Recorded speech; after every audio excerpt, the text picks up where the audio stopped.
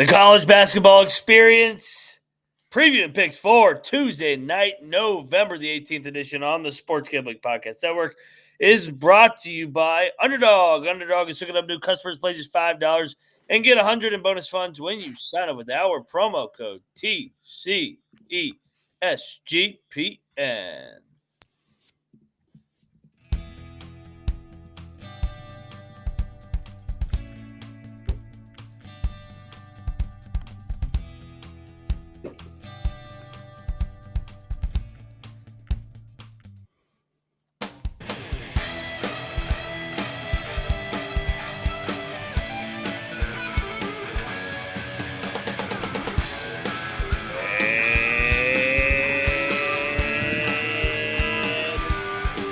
Welcome, everybody, into the college basketball experience. Preview and picks for Tuesday night, November the 18th. Winning day. We'll talk about it. We'll recap all 30 games. Good night for the dogs. I know we were all on the same dog out there in the city of Charleston. We'll talk about it much more. But first off, I am Moneyline Mac, former staffer with Austin with the Governors, South Carolina with the Gamecocks, and West by God, Virginia with the Mountaineers.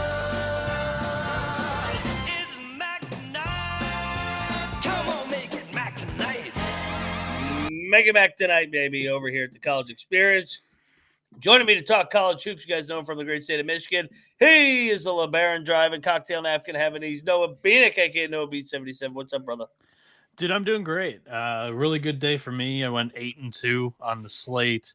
A lot of Colby's dogs that he was like, I think they're live on the money line. Let's sprinkle a little bit on the money line. All of them were barking, not many bit, but there were quite a few that were having their big teams on the ropes at their home building. So that was it was a fun slate to watch tonight. It was underrated Monday night. And joining us from the Windy City, you guys know him from the Locks and Dog podcast. He is Cannabis Capper. CC, what's up, man? Mac, thank you for having me back. Appreciate it. Good to be here. I was not impressed by this slate looking at it initially, but these games are like really, really watchable. There were a lot of fun ball games tonight, and I was profitable. So, good games, profitable night. You can't ask for more than that, Mac. What else you need, baby, on a Monday night here? So let's get right into it because we got 56 games. I realized I just uploaded the wrong one. I uploaded tomorrow's games. All right, right off the bat, Georgia takes down FAMU. Nobody bet this, 87-57. Any thoughts? We'll keep it minimal on these 38-point lines, 37-point lines. Didn't watch it. Didn't bet it. FAMU covered. I know. FAMU did cover with ease, actually. Yeah, I saw this one creep up towards 40. I thought about betting it, but I ended up staying away. I didn't get eyes on it. Good job, FAMU. FAMU, baby. Another absolute beatdown. High Point auto. Turn auto take at home, man. 93-50 here. They roll once again off the loss. Anything to add here, Noah, on other than High Point is wagging at home? Yeah, they're a wagon. I had this one on early until I, was able to see that, okay, High Point's pulling away. They're going to cover this one or going away. Rob Martin, big time bounce back game after the loss with UAB. He had a couple of turnovers in that matchup. Didn't shoot it tremendously today. 17 points and 9 assists with just one turnover. He's I didn't realize that he would be such a go-to guy for High Point, but a lot of the offense runs through him. Chase Johnson was right there with him today from the 3-point range. He drilled 5 threes today, so that was his Robin. But for the most part, my surprising takeaway has been Rob Martin's like their go-to scorer. Okay. Yeah, High Point was up 46-17 at half. Canisius was never in this game. I'm kind of surprised they showed up for it. If it did, would the score have been any different if they hadn't? I don't think so. Horrible, so, man. rough ride for High Point. Rough ride for Canisius. High Point's a wagon at home. That's the takeaway. Keep riding them at home. Keep riding them at home. We had an upset in Cookeville. West Georgia takes down Tennessee Tech. West Georgia pretty much wire to wire almost after the first media. Tech led 12-5, but West Georgia was up by as many as 14 in this one. A big win for these Wolves, Bieniek. Yeah, it was. They get a road W. Yeah, I'm not really bought into it. Tennessee Tech a lot. I thought they were on paper the worst team in the Ohio Valley coming into the year. So when Colby came into the show, like really confident that they were going to cover, I couldn't give them any like support or like backing of why that could happen. I didn't watch any of this to really figure out what did happen, but it was a close game. Both teams similar type of competition level. Capper, did you catch any of this? Did not, but shout out to Shelton Williams Dryden for West Georgia. Double with 19 and 13. Good Lord. Oh man, I'm kicking myself for getting cute and taking St. Joe's. I thought Donahue would have those guys up. Dude, Penn was the better team. McCaffrey outcoached him. Penn was in Penn had the lead for almost the entire game outside of like the first 5 minutes. So a big win. McCaffrey's first win in the Philly 5 here. They made some threes tonight, and they were the better team. Yeah, you take the home teams in the Big Five. That's just my strategy entirely. Like Penn's beating Villanova at home in this. St. Joe's beating Villanova at home in this. Like the dogs typically bark at home in this, tournament. And Penn, all of a sudden, they are 1-0 in the Big Five. I think they've got the one game left against Drexel. And if they win that one, then Penn's playing in the championship game, like at the end of November, beginning of December. Baby. So go McCaffrey. They're in the driver's seat because Drexel's a winnable game. They're on the road for it, I believe, because you get one home, one away. But they were in the opposite pool of Villanova, and that's all you can ask for. So Quakers, the Quake Show, rolling. Yeah, Penn shot 44% from deep in this one. And kind of pulled away late. It was kind of like a back and forth game early on, but I was really impressed by Penn kind of putting it to St. Joe's late and pulling away with the win. Good win for that program. They needed it. Big win for the Quakers here. No letdown in West Virginia, but I mean they could have named their number. They went through the motions a little bit in the second half. I don't believe they covered. They did cover. What were they laying? 24. I got it at 24. Well, they only won by 22. Yes. Oh, you mean Lafayette covered? Yes. Oh, okay, yeah. Lafayette no, I mean, West Virginia kind of just led by 18-24 the entire way.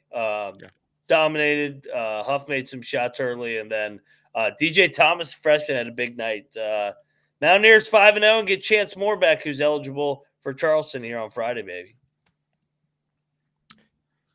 Yeah, I learned my lesson from the first week. Don't lay big numbers with the Mountaineers. Yeah. If you wanted a free win, if you want a free win, if they're catching double digits, fade the Mountaineers. Sorry, Mac. I mean, 5-0. Just win games. Yeah, just win. Dubs are all that matters, but dubs are all that matters for West Virginia. Covers are all that matter for us. Yeah, and you mentioned the Chance Moore addition. Got the extra year of eligibility. He was a St. Bonaventure guy. He provides some good size and length on the wing. He was like a aggressive rebounder, good scorer in the A10. I expect the rebounding to be able to translate. We'll see about scoring and shooting, but definitely a positive addition there. 5th-year guy or 6th-year guy adds some experience. Mountaineers Clemson Friday night, baby. Dude, this game was awesome. This game was awesome. I think Colby and I kind of hit the. Did you go in on this with us, Noah? I was on NC State. I battled you guys and ate shit here. Yeah, I don't even think they ever were close to covering this game. I think they had a 9-point lead at one point, but it was a 1-point game multiple times. VCU made threes. They made 13 threes, and dude, they were just. I thought they were the aggressor in the game. It was a get up spot playing their old coach, and NC State finally gets tested. They come through 4-0 here to start the Will Wade era. Noah. Yeah, I thought VCU had a really good offensive day against a very good and great NC State defense that it's going to be this year. So yeah, I was not expecting that from this VCU bunch. Just on paper, it seemed like it was definitely going to be more of a defensive focused and rebounding bunch, and they got after it on the glass too today. They weren't out of place by any means, and they won the turnover battle too, which is you know uh, a recipe for pulling an upset. They just came up a little bit short today. Let some free ones at the line, but yeah, Capper, what were your takeaway in this one? Honestly, I did get eyes on. I got eyes on the second half of this one. Yeah, to your point, they did. NC State did a great job on the glass, and VC did a great job limiting turnovers. They stayed within the number, but never really. I never really got the sense that they were like out of their league. Which for VCU, I think is it's like a point in their favor. Being able to hang with a team that has so many like high major players in the roster like NC State. So fun game. Didn't bet it. I didn't have a feel for it. I could have seen like 87 different game scenarios going on, so I stayed away. But yeah, great game to watch though. And who's NC State got next? Or do they have a tournament? They got Seton Hall. Where's that game at? That game is at they're going out west of Hawaii. So Beat Seton Hall by 40. Maui. Yeah, that's good luck, Seton Hall. Yeah. Good Lord. Next up, all right. I'm so fucking pissed because originally I was not going to lock this. Who talked me into it last night? Was it Colby? What game? Sorry. Pitt. Fucking out Pitt. Yeah.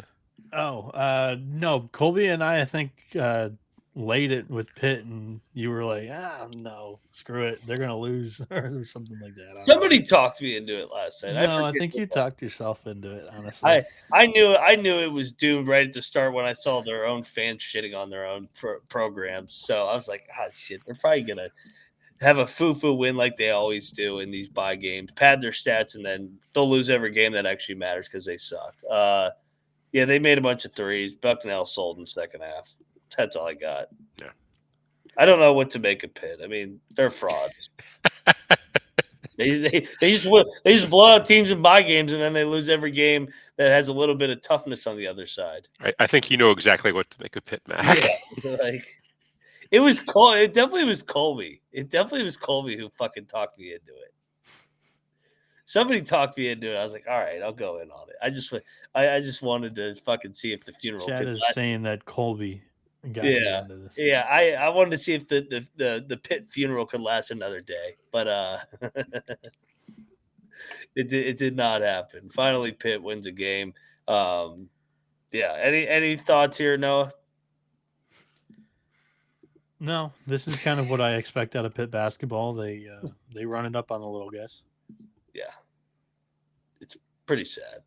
Yeah. Best call of the night probably for the show. Yes, sir. Drake outright on the money line. They go down to Charleston. Charleston, a little bit of a look-ahead spot. Drake led by 17 at one point in this game. Desperate teams coming off a home embarrassing loss. Desperate spot. Foxhole, get it done here. Good big win for Eric Henderson and company. Charleston's been up and down to start the year, Noah. Yeah, they're still missing some guys. Both teams, honestly, not at full strength right now, but it was still a great game. Drake shot it better than Charleston did. That's just what it came down to. And it probably means that Drake also played better defense. Just me, I always kind of tend to really kind of retain some of the offensive performances rather than notice, oh, this is pretty good defense when I'm watching basketball games. But, I think you said it about this game or maybe another game, but Drake with a couple of home losses this season, just get out of the building, go play a solid team where know you can't sleep, and then, good things can happen. And I think this is a solid group, and once they get their point guard healthy and back, who transferred from South Dakota State with Eric Henderson, Drake should be fine. But it was just kind of both teams seem a little bit weaker than they would be come January or February, why not take a shot on the dog? Capper, your thoughts? Honestly, I wasn't going to bet this last night. I wasn't sure to make it the line. I did see it steam up. I caught Drake plus 7.5. And I'm like, that's wait. There's no, you're getting almost 3 possessions with Drake. Okay, I'll take that in the road. That's fine. But yeah, no, great win for Drake. Foxhole spot. They needed it. Not much more to say. Next up, I did not watch 1 minute of this. Neither did I. Lemoyne wins 74-68. Dude, Lemoyne's win number 2 here. Nice win here. Needed it. Good for them. Yeah, didn't watch any of this one. Didn't even really monitor this one a lot. So Nobody. I got nothing to add. Great job, Dolphins. Yeah. Good job, Dolphins. All right, dude. Fucking crazy game of the night. Colgate beats Siena on a half-court shot. This game was a fun watch. It was back and forth. Both teams are good. I think another home team that raced out to an early lead, but then the road team crept back into it. Got a lead here. 6-point lead around the 5-minute mark. Big win for Matt Langle and company with Colgate. What a fucking half-court shot. Unbelievable. Great shot for that kid. Yeah, I think that was probably our first one of the season with the half court or just a game winner at the buzzer type of shot. I think you have to come away, pretty excited about both of these teams for the upcoming season. This was a high-level mid-major basketball game, I thought. Yeah, honestly, I had high expectations for Siena coming into this one. Colgate, I think, is going to get back to to where they've been in the Patriot League. I have no doubt of either of those things after watching this game. Fun back and forth affair. I did jump on Colgate plus the 5.5. Happy to get didn't end up needing the points. Happy to get that win. But yeah, this was one of the best games of the night, in my opinion. Like, this is a lot of fun and glad to get the cover. Shout out to Giant Trade-In Night, talking about Clemson football. Subscribe to the College Football Experience. Great win, Colgate. What a fucking half-court shot. Dude, Campy fucking had those guys ready to go. They almost pulled off the upset on the money line. We locked up Oakland. Triple lock. Yeah, easy money here. You gotta fade. You gotta fade UCF after winning as a double-digit favorite. Good win for the Knights, though. I mean, hey, it's better than losing a bye game. Yeah. UCF really had some trouble with that zone that OU was playing. Started off really slow. Quite a few turnovers from Folks. He had a great game. I'm not blaming him at all. He had 11 points, 10 assists, and 6 rebounds, but 8 turnovers from the 2 guys that typically handle the ball a lot for the Knights. And that's just what Oakland is able to do with that matchup zone. And you've seen now both Purdue and UCF have some trouble with that. And Oakland was severely out-rebounded in both games, and it hasn't really mattered. So I think this is a really good group that Campy's got. Coming into the year, it was like, okay, we've got like a bunch of new transfer portal guys coming in again. Last year, it started very slow. And then they got going towards the end of the year, then took an upset loss in the Horizon League tournament. So it was like they never really got like really clicking on all cylinders.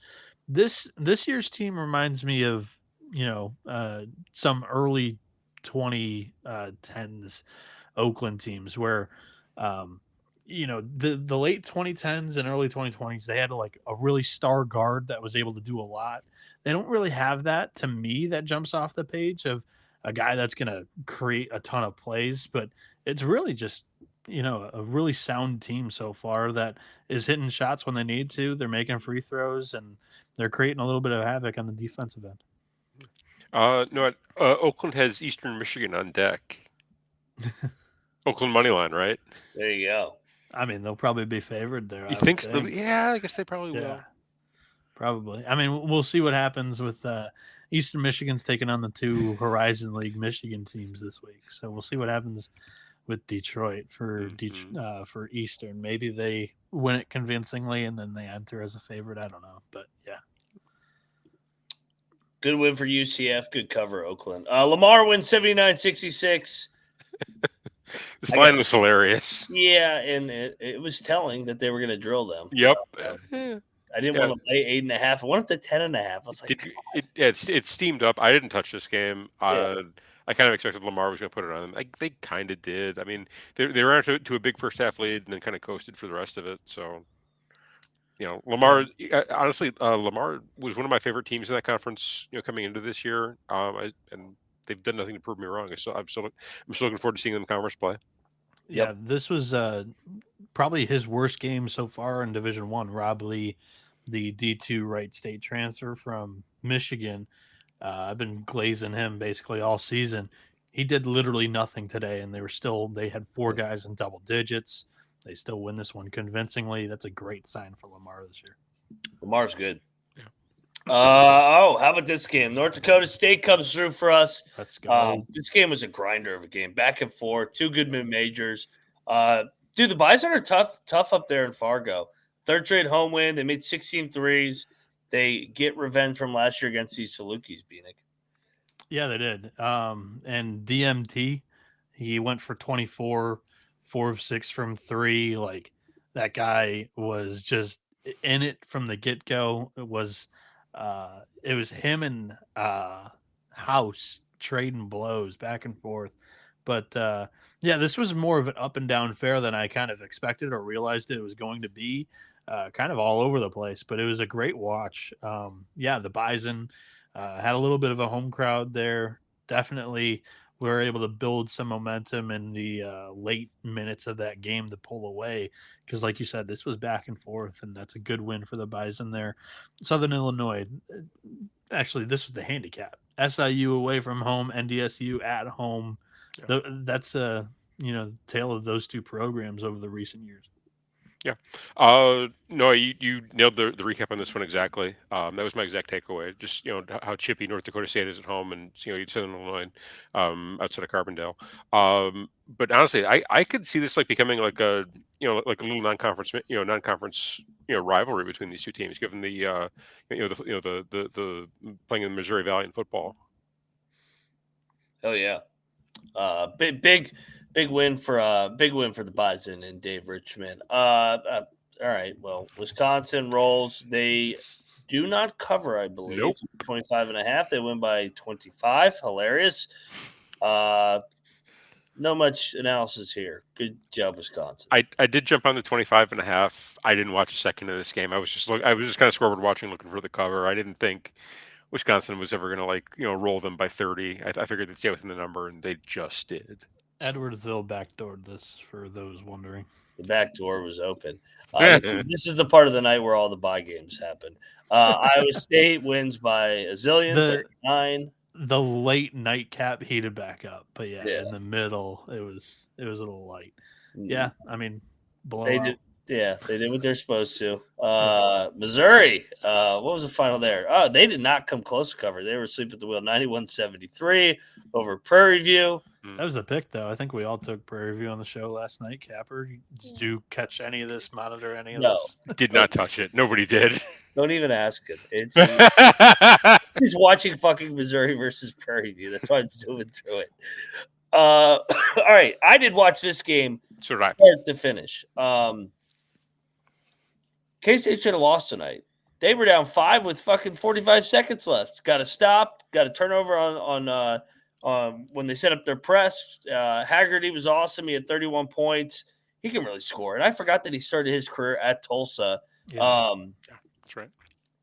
Dude, Tang does this. He finds ways to win these crazy-ass games at home. And, I feel like they've had so many bye games over the last couple of years where they just somehow win these games. But, Bieniek, did you watch this game? I watched this game. I would say this was one that I had on the screens, didn't necessarily retain a bunch. What I will say about Kansas State, and it's becoming evidently clear, PJ Haggerty being the core piece or key cog of the offense, I'm not quite sure it fits around him because this isn't a wing that's not really necessarily your shooter type. And he never has been in his career. He's definitely more of a downhill guard. He'll get to the line too. That's kind of the goal and the strengths of his game. but there's not many good shooters that surround him, and that's going to be an issue for Kansas State all season long. Tonight, go 5 of 24 from deep. There's just no secondary scoring, and I don't think that Tulsa's like some top tier mid major. I think they're solid and going to be probably top half of the American, but I don't think they're challenging for an at large this season. And this is not a team that I should think that Kansas State's struggling with. Now, maybe I overlooked the local regionality angle that Colby had last night. Sure, but that's like never really my handicap in his style. Is like I prefer to have a little bit of substance or like thickness to the analysis and why I should take them. Capper, what were your thoughts from the game? Honestly, Tulsa was a thorn in their ass for the entire night. They should have won. They really should have. They were the better team tonight. It was my takeaway. Also, that their backcourt was really nasty, just in really defending the perimeter. They were really getting after some of those guards. It was, if Haggerty was more of a shooter, he would have had quite a good of a night. If he had to stay outside, but he was able to slash inside a bit and get to the rim.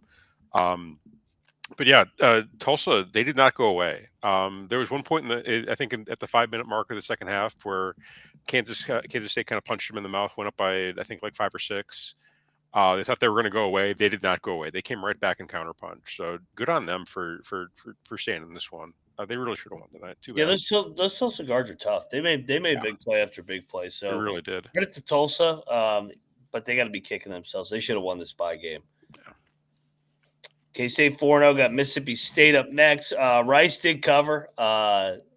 Barnes took a little while to take out his starters, but he took them out finally, and then Rice, not really a backdoor. I mean, they covered from wire to wire, but we'll take it against his good friend Rob Lanier, Noah.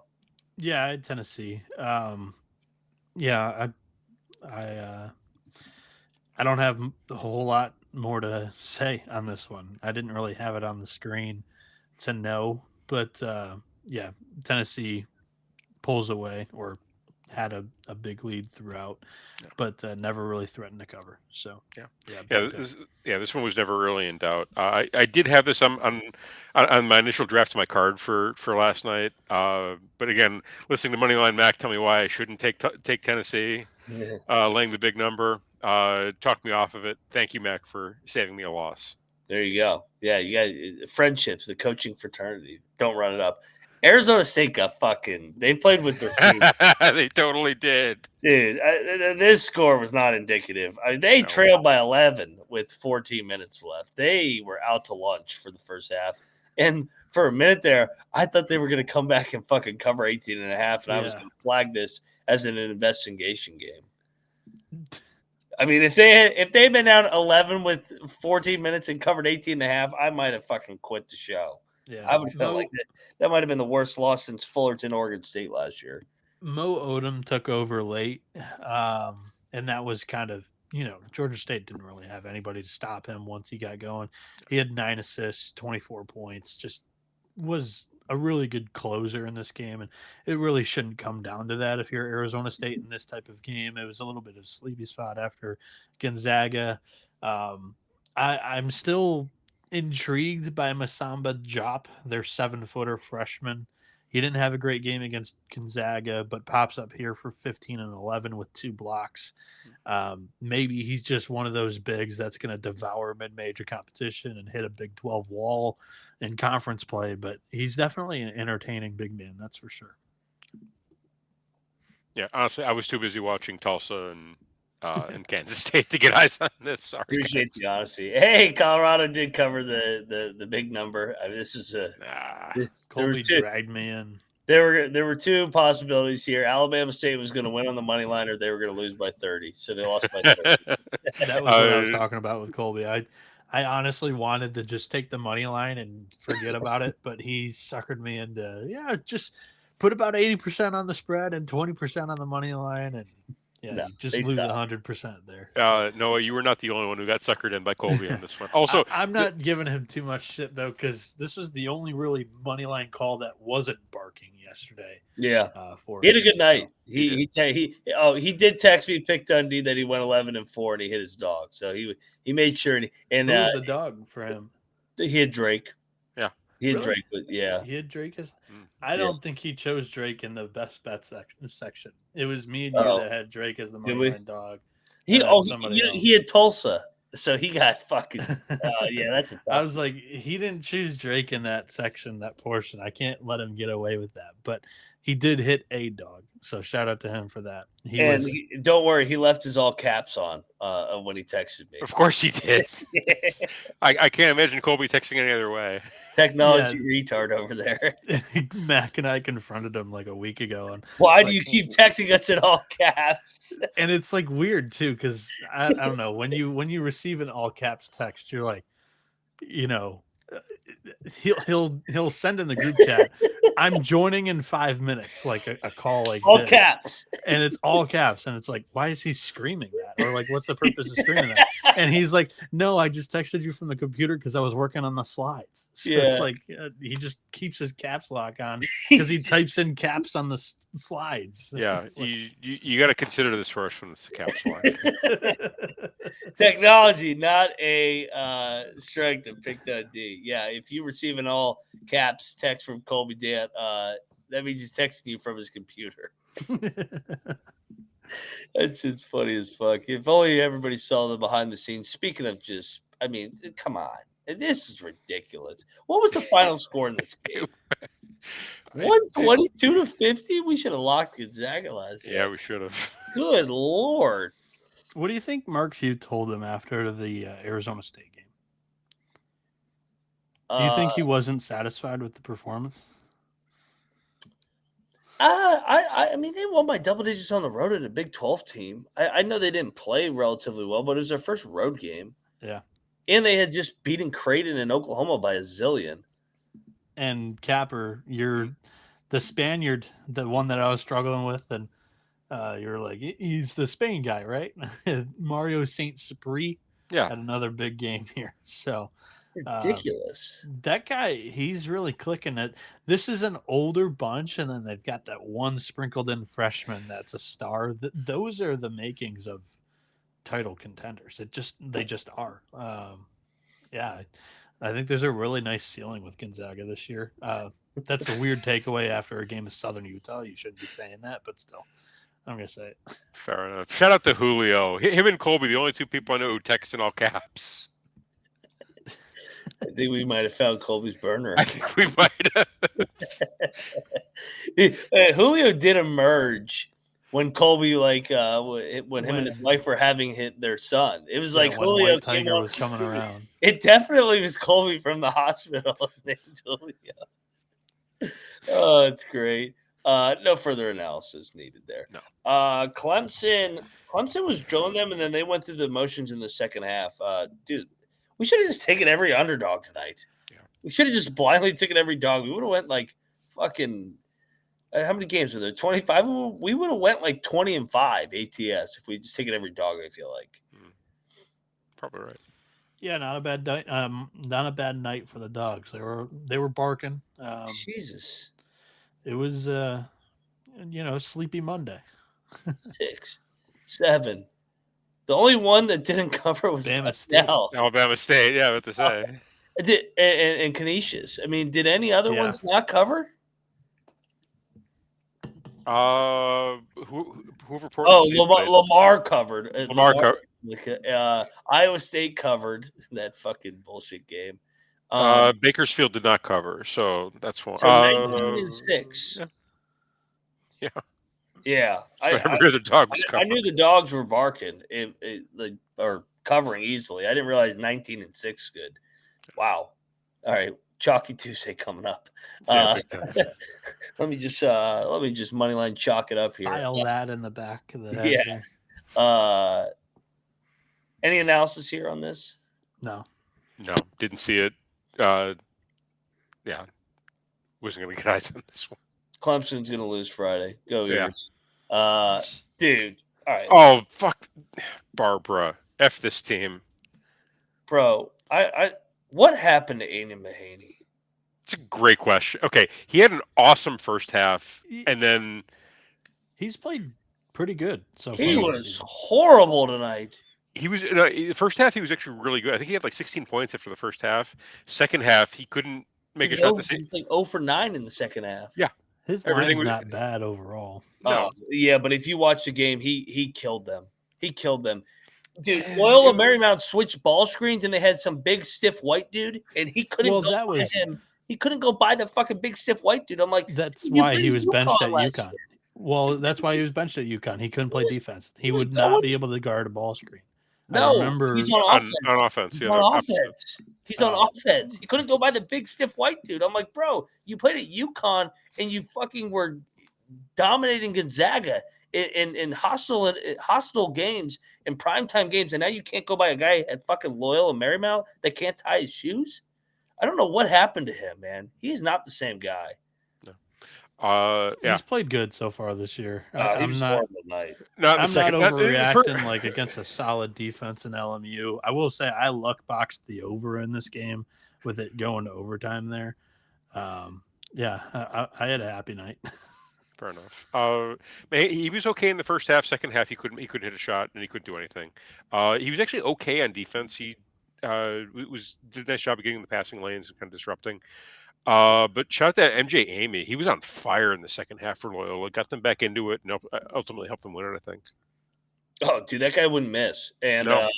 the kid Little for Barbara. Little's the one that carried Barbara back to because Aiden Mahaney, they kept trying to ISO Mahaney, but Mahaney couldn't fucking go by the big stiff white guy on switches. Little's from like Finland. He's another Euro. He's good. Little's good. He's tough, unlike Mahaney. Yeah, he's got a dog. He's got some dog in him. Yeah, and Gritty. How about Loyola Marymount? 6-0. Stan Johnson, he's the coach of Loyola, correct? Yes. Yeah. He was ready to kill Shelley. Yes. He was ready to murder. He's very animated on the sidelines. I thought he was going to throw a punch. Like it was like they had to like get between them in a huddle. Shelley, a lot of talent, can jump out of the gym. May not have the greatest attention to detail when it comes to some of his assignments. But yeah, I thought he was going to murder him on the sideline. Yeah, I mean, he had a big offensive day too. Yeah. He was good on offense, but defense missed a couple missed assignments. I have a feeling. Yeah.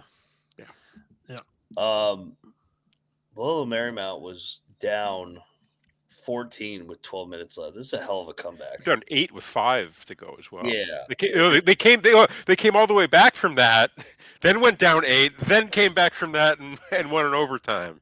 Yeah, when the big fella fouled out for the Gauchos, that was a dagger. So good win for the Lions. They keep on winning. This was easy. I mean, I guess Oregon played with their food the entire night. That team is so frustrating to watch. Okay. They're like just lack of urgency in this game was mind-blowing at times. But hey, good cover for the Beavs on the back door in the last minute, though. Just looking at the history of this one, I think there's only been one double-digit win for Oregon like the past 15 years. So this one went up to 14. I grabbed it there, and I felt great about it. I think at one point, the Oregon was up by 14, maybe, but I never thought that the Beavs weren't going to cover this. It's a rivalry game. You can't eat too many points. It was a rivalry game. It was a comfortable win. And in my opinion, I thought this was like the first game of the year where Oregon actually clicked. I think Oregon State's, plus in this rivalry spot, they're good enough to keep it within, within striking distance. But Oregon just kept stiff arming them away. And I was actually, watching this game. This is the third time I've watched Oregon this year. That was the best they've looked to me, in my opinion. I didn't think that they really passed the eye test in both the Hawaii and the South Dakota State games. And then today I thought it clicked finally. And both Shellstad and Biddle, when they're going, those two are really tough to beat. and sometimes best two players on the floor. Yeah. But yeah, to Mac's point, like they've just been playing sluggish, I would say, early this season. Well, yeah, Shellstead's been banged up. He's finally. It looks like he played like a more than a full workload tonight. So I'm assuming he's back to full health, and they should be able to to roll from here. I thought we would finally get an Oregon like Washington, like pummeled Wazoo, but they didn't. It doesn't happen in this rivalry. They didn't choke them out like Washington choked out Wazoo on Friday night. They just, I don't know what. Like I know they looked better tonight, but they're kind of going through the motions right now. Final game of the night. This game was actually entertaining. Portland State actually it was. Pulls away. There's like 17 technical fouls in this game. It was ridiculous. Portland State's backcourt really impressed me in this one. Some of those kids can jump out of the gym. I know. So yeah, they get a dunk and then they get a technical foul. Yeah, pretty much. That's exactly how, almost exactly how it went every time down the floor. What the fuck is that? Hey, college kids like to have fun. But so Portland State, that backcourt impressed me. Won by 13, covered the number easily. Go Vikes. At this point of the night, I was a little distracted by fantasy football. I was in a massive sweat for one of my leagues, so I didn't retain a whole lot from this one. It didn't really make it on my screens either, even though I did have a bet on it. But yeah, Portland State were able to get us that cover. Very solid night for the boys all around. Yes, it was. Let's get paid real quick, and then we'll give out game balls. Gear up for the holidays at the SGPN merch store. The perfect gift for the DGen in your life. Promo code HOLIDAY for 25% off everything there today. We're also brought to you by the Bottom Line Bombs. Where's the Bottom Line Bombs? There's the Bottom Line Bombs. Our good friend CJ Sullivan. Go check out his work over there at the Bottom Line Bombs. He'll be on the pick show for college football in 2 days. Wednesday. I don't know what day it is. Today's Monday night, even though it's Tuesday. So, yeah, subscribe to the Bottom Line Bombs and help out the bet detective CJ Sullivan. We're also brought to you by Novig. Novig is America's #1 sports prediction market. Novig is your best prices available in 35-plus states. Download the Novig app and get $50 when you spend $5 if you use our promo code SGPN. Get in on the action. Novig, promo code SGPN. And we're also brought to you by Underdog. Underdog is your home for pick-up entries where you can win up to 5,000 times your entry. Underdog's got a brand new offer for new customers. Play just $5 and get $100 in bonus funds when you sign up with our promo code TCESGPN. And we're also brought to you by Rhythm. Rhythm is crushing college football, NFL, and NBA now. Rhythm is also giving away weekly cash prizes just for tracking your bets in the app. Track 5 bets in the same model where you can build and could win $1,000. Use our promo code SGPN25. When you download the Rhythm for 25% off your first month, download Rhythm and use our promo code SGPN25. All righty. Hey, Mac, CJ Sullivan might be the funniest person alive. Yeah, he is. He is like a human comedy tornado. The bet detective. Does what he wants, says what he wants, leaves wreckage in his wake. He is a comedy tornado, and I love him dearly. He's a legend. What is going on right now?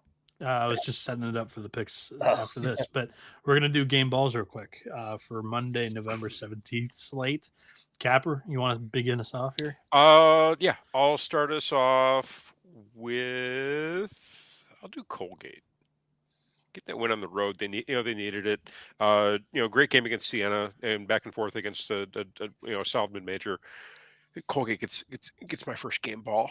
It's a good one. Good road win. A lot of road wins tonight. I will go with the Mount, Loyola Marymount, down 14, second half, 6-0. 6-0 through 2 weeks. Well done. I feel targeted. I'll go Drake. They win a solid mid-major battle as well as road dogs against Charleston. Drake getting the job done away from home where they've stumbled a little bit. So that was a big statement win, I think, for the Bulldogs. We doing 2? Yep. All right. Tonight. I'll do South Dakota State. North Dakota State. Sorry, I'll Uh-oh. do North Dakota State. Getting the win at home against SIU. Revenge for I think they've only played 3 times. SIU's won both, but both of them were played in SIU. Nobody walks into North Dakota and comes out with a dub, my friends. I will go. I like that one too. I'll go with Penn. McCaffrey gets his first Philly 5 win back at his alma mater. Beat St. Joe's, beat their old coach, Donahue. Yes, agreed, money line. Cito, however you pronounce it. You got a little bit of that Morgantown cough, so I was like, let me get some Miller Lite. God damn. Ethan Roberts with 31 points there for the Quake show. For the last game ball, this is a little bit toughy. I think we hit on all the kind of obvious choices. West Georgia. I will go with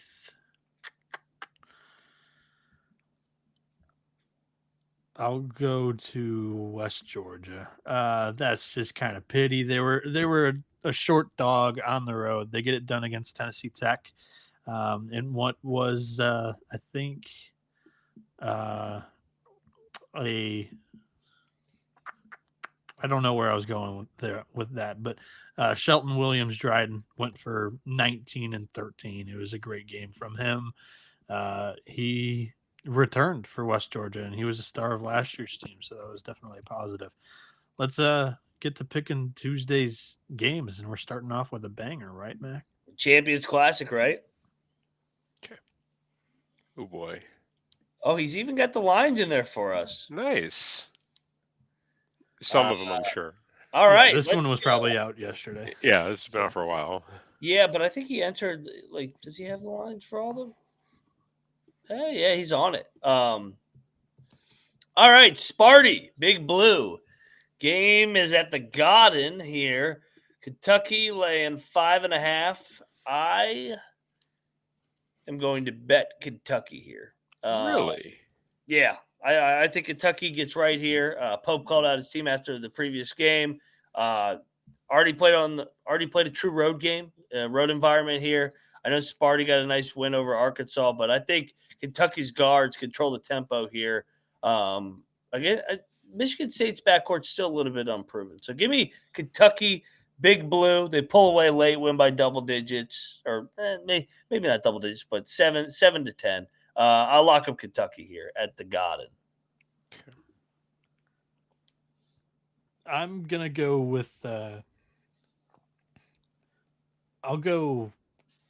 Yeah, I don't love this game a ton. I'll go Michigan State.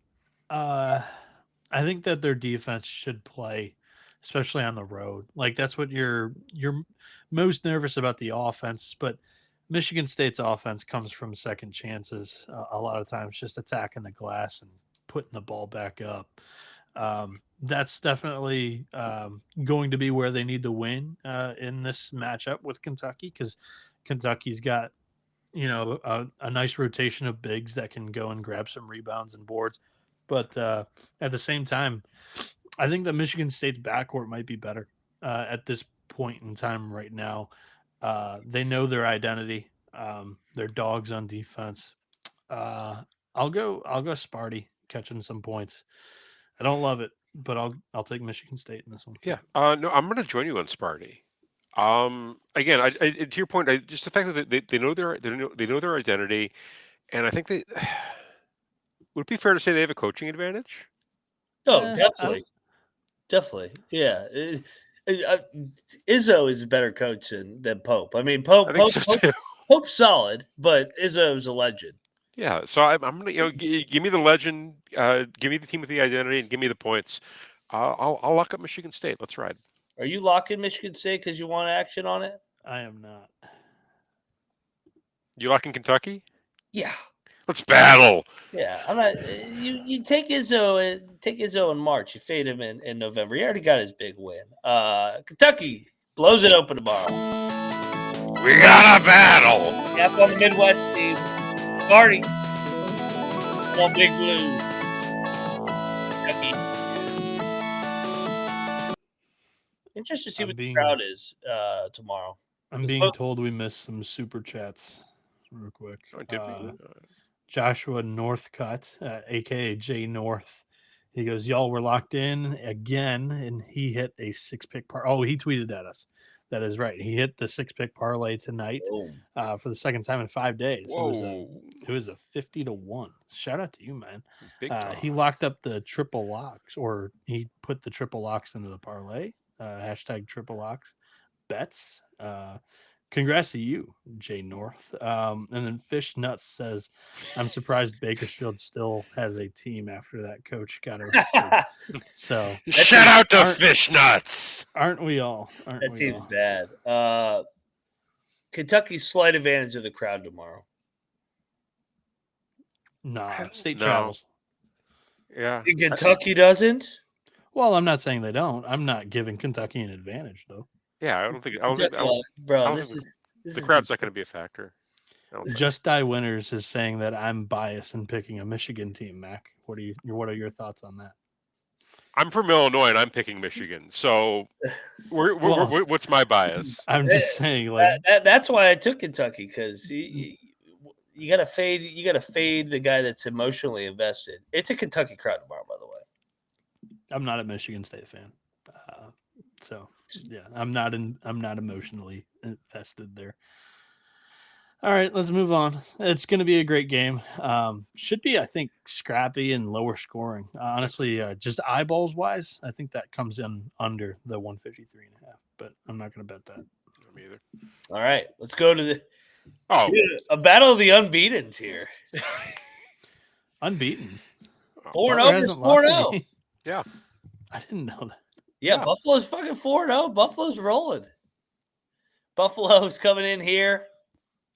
4-0. They beat RIT, whoever RIT is. Rochester Institute of Technology. You know it. Yeah, they're a good hockey program. Well, Kempom is doing doing the abbreviation. Third straight road spot for the old Catamounts. Catamounts with a big road win at Northeastern, at Brown. I'm locking this Buffalo. Thing smells. I knew you were going to lock Buffalo. Buffalo's going to win it. Buffalo on the money line here. It smells like shit, man. They're only laying 2.5. This is Vermont. This is crazy. Yeah, give me the Bulls. I'm going against you, Mac. I'm locking up Vermont. This is outrageous. Oh, you're diving into Lay it. Love. Eyeballs. I've seen both of these teams play this year. I've seen it. Buffalo struggled with Southern Miss.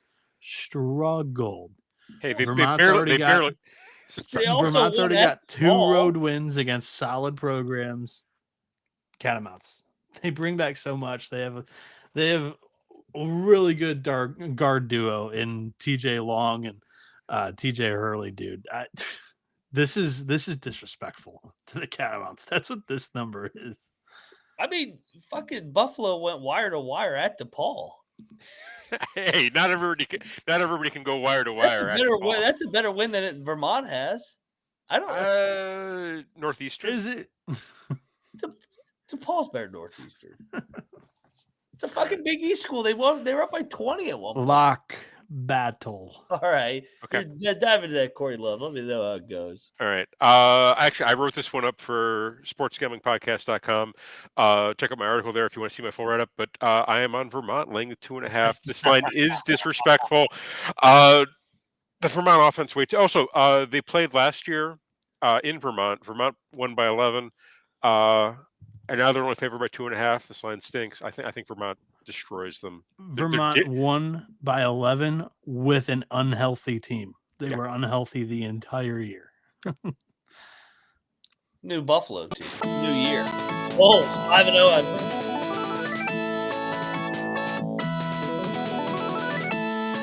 Owen Cap.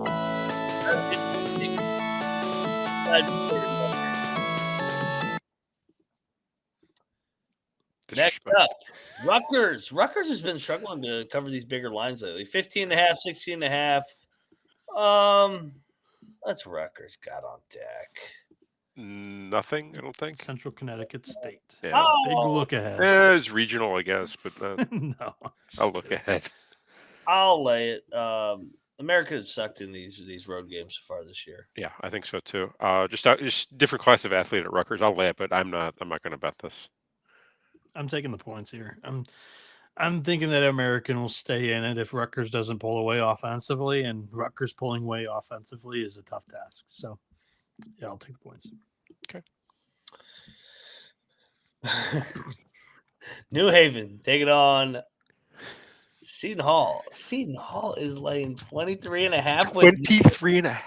They covered this number the other night with only scoring what was it, 40, 50 points?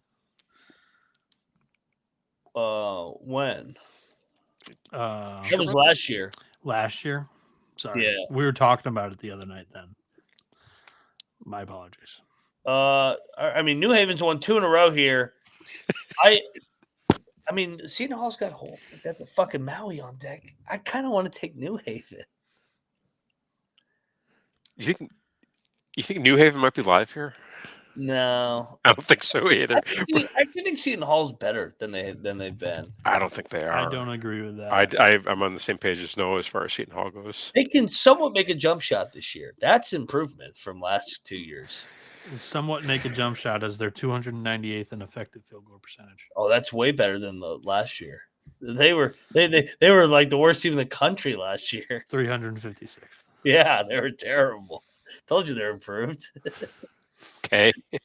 Yeah, I'll lock New Haven. I'm not like 23.5 with Seton Hall. They like to grind games out. New Haven lock for me. I agree with that lock. I'll fly blind. Chargers have won 2 in a row. They're coming in with a little bit of confidence, some momentum. Seton Hall, I'm joking halfly in this. There's no guarantee they score 25 points in a game, let alone laying 23.5 and winning by 23.5. I'll take the points. I'll lock it.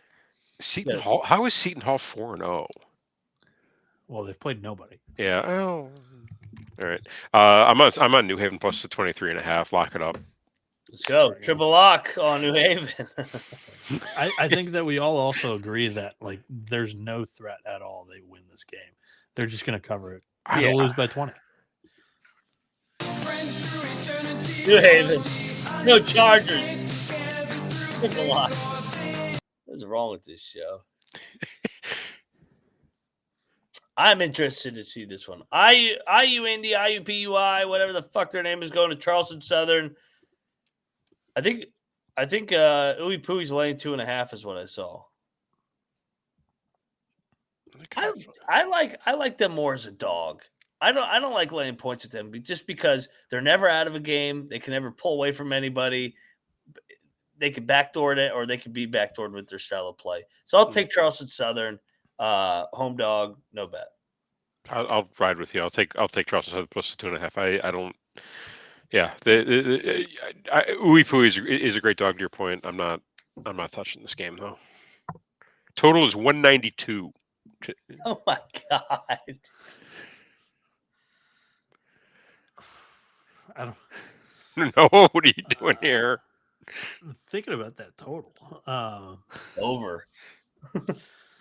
I tend to like anything under 200 with this IU Indy bunch. It's just Charleston Southern also sucks offensively. How many free buckets is IU Indy going to give up is the main question to get to that over. I'll lay it with IU Indy, but I'm not going to bet it.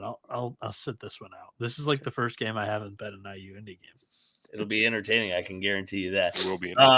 North Carolina A&T is, I guess, like the greatest team ever now. They're laying points on the road. When was the last time they laid points on the road? They're laying 1.5 against Morgan State. I will take the points. No bet. I got no feel for this game. I'll take the point, no bet. But this is a one possession game. This is gonna be crazy. It probably is. I will take NCA&T. All of a sudden, Monty Ross doesn't look as bad of a coach when his team's not on the take. Yeah, 100%. He was good at Delaware. So, you flip me. I'll lay it with North Carolina A&T. They keep riding the anti-rigging games. I'm not betting this game either way. Oh, here we go. Florida State is laying 22.5 against UT Martin. Okay. They can't do it a third time, can they? Dude, no. I kind of know. You want a savage lock here? I like a Florida State. I think Florida State's pretty good offensively. And I think when you get a team that's already pulled 2 buy game upsets, you have your team's attention. ACC cooking the books here. I like a Florida State in a blowout. Okay. All right. I'm on UT Martin, and I'll lock it up. Plus 22.5. Ooh. I like it. Well, no, just looking at the spot for Saudi Arabia State. They're off, the big game against Florida, and now they have UT Martin and Georgia Southern before the MTE. So they're in like the sleepiest spot of their schedule. I don't think UT Martin's going to clip them the way they clip Bradley and UNLV, but I don't really think they're going to be caring about these games if I'm honest. So I think UT Martin does enough to stay. I think they're good enough to stay within the number. So give me these Skyhawks plus the 22.5. That's a lock for Cannabis Capper. Bieniek? So nerd stuff real quick for everybody. The preseason power ratings on both of these teams have increased up until this point by the same margin. So it's like as if both of these teams were playing on opening night. That's why this line's kind of stunning to me. Hey, Mac, where did Jeremy Schulman begin where was his most recent coaching stint? What was it, Eastern Florida State or Eastern Florida? Yeah, Eastern Florida State College, which is a junior college down there in Florida. I don't know Florida geography as much as maybe I should, but it's Cocoa, Florida, which is down there by Melbourne. So it's on the eastern side. So nowhere near Tallahassee, which doesn't, help or hurt my case, I don't think. But it's not like he was at Tallahassee Community College. Yeah, going back to Florida. I don't know. I'll go Skyhawks. I'll go Skyhawks. I'll just pick it. I don't. No, I'll lock it up. I'll give me UT Martin. Yes. I think it's a tough sandwich box. Well, the dog gets squeezed here. I can smell pretty up like Florida State could have shot. Who knows? You guys are on. UT Martin's playing in Pensacola later on in the weekend, so that's why they're down there in Florida. Yeah. Got it. This line is not 5.5. I think it's 10.5. You're correct. This line seems short. It seems very short. Yeah, I'll just lay it with South Carolina. I don't have a lot of strong conviction on this one. No bet. Lay it though. Last time these two teams played, South Carolina won 74-48. I'll lay it. No bet. I'm gonna take action here. I'll go South Carolina. I'll lay it. Lay it. No bet. Yeah, no bet. Yeah, no. I don't like laying the big numbers with Lamont, even though I did lay it last week and they fucking killed Presbyterian. You got Radford off the loss to Cleveland State, but they looked like ass in that game. Radford loses every game. That team sucks. North Carolina Navy. Okay. Navy 24.5. Don't do it, Mac. These ACC teams fucking run up the score now. Yes, they destroy everybody. Don't do it, Mac. I want to bet Navy because I know you do. All those vets, and where's Carolina playing? What do they got on deck? They got Fort Myers on deck. They've covered every game so far, except Radford, actually. That's why the line's so short with South Carolina. Give me the points. No bet. Line's a little telling. I think I think the athleticism that these high majors have really messes with Navy. So I'll lay it with North Carolina, and I could be talked into a lock if Noah's on board. I'm going to disagree. I'll take the points with Navy. Really? Yeah, UNC didn't look. Yeah, UNC didn't look tremendously sharp in the bye games that they've played. I don't know. I don't know where I'm going with that point.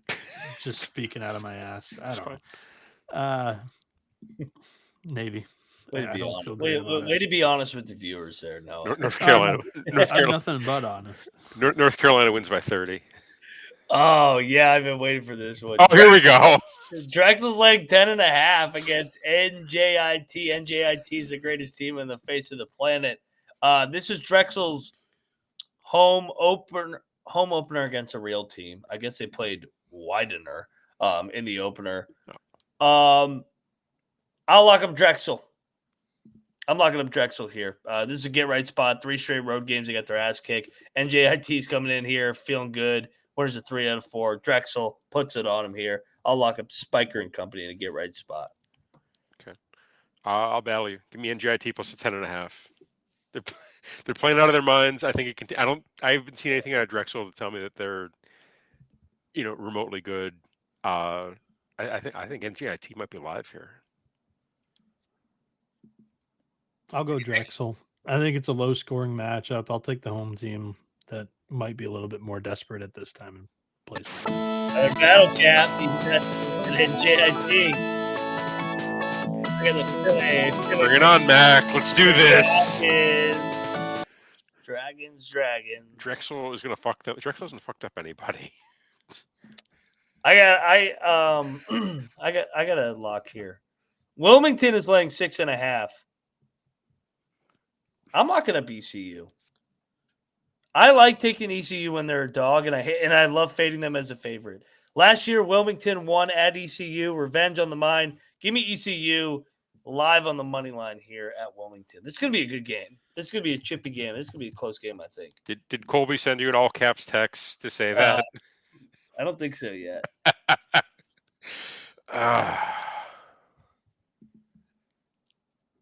I'm not locking this. I'll take the points, but I'm not locking this. I don't trust ECU enough to put American dollars on them.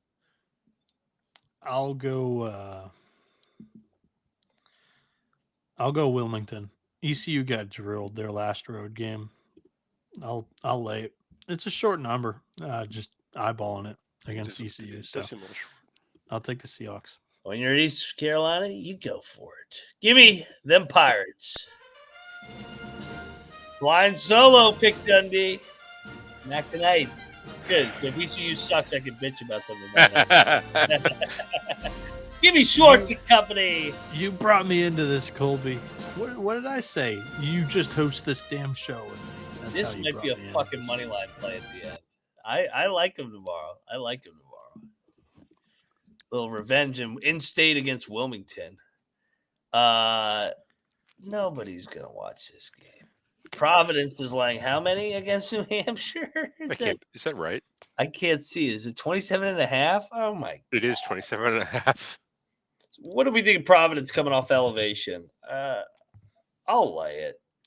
Doesn't Kim English need to pad his stats? They beat Penn by 25. Yeah. New Hampshire's fucking garbage. Yeah.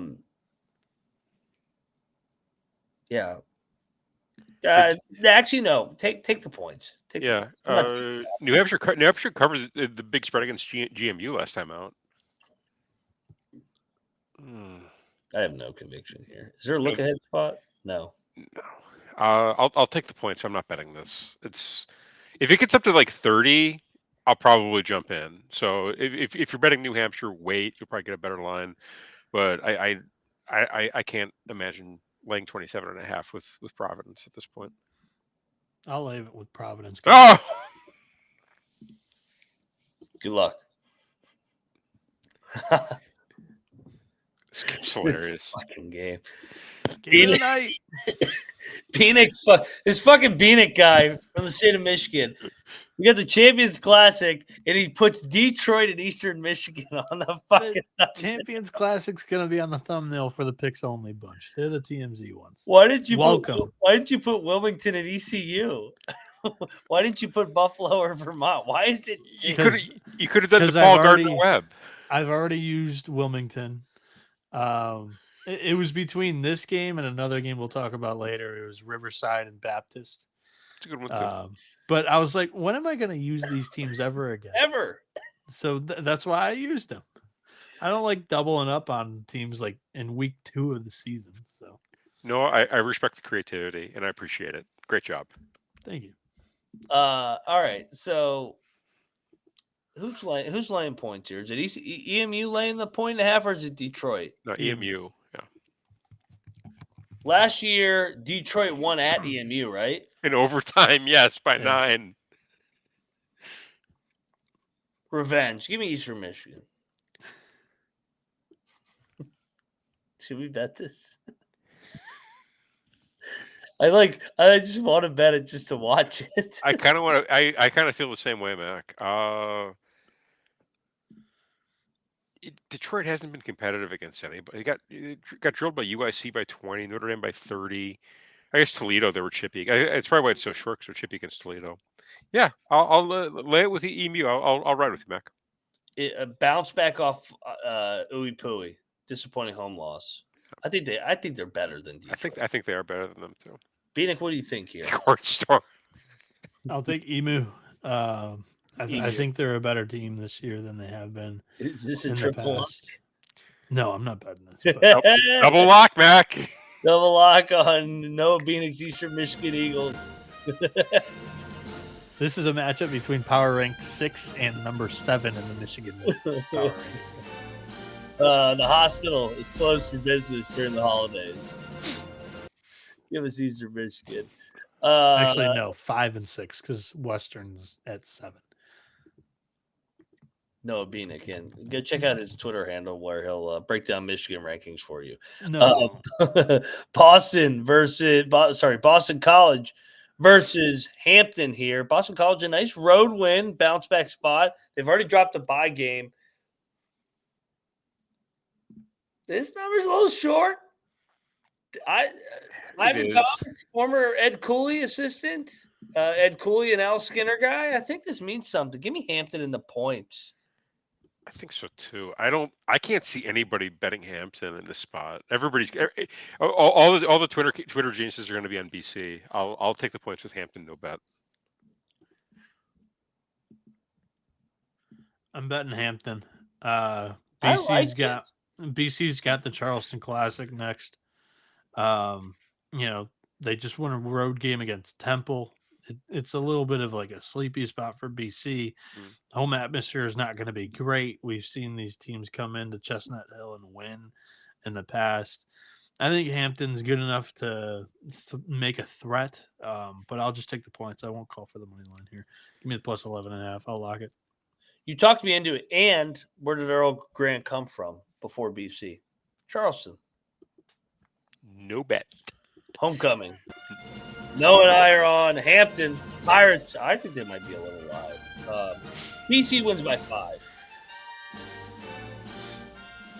Go Pirates. Get some Pirates. I'm cooking up some Pirate dogs tomorrow. What is this? This is it. Xavier is laying 9.5, 10.5. Shop around against Old Dominion. Old Dominion just got drilled. Back-to-back road spot. Xavier is fucking awful.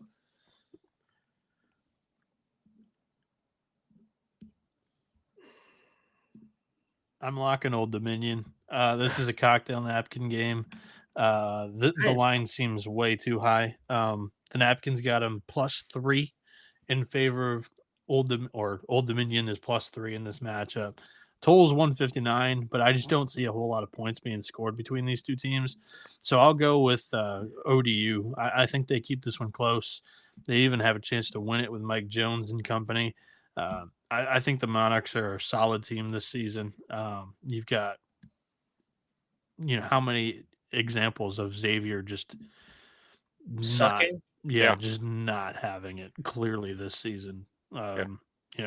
Almost losing a game outright to Lemoyne at home is just, you should be playing the money line any chance you get with this type of team. And I think ODU's live. I think so too. Actually, this is part of the article for sportsgamblingpodcast.com. I wrote up Old Dominion plus 10.5, sprinkle the money line. Let's go. I'm staying off this one. This no fun. I'm laying it with Xavier. There's some.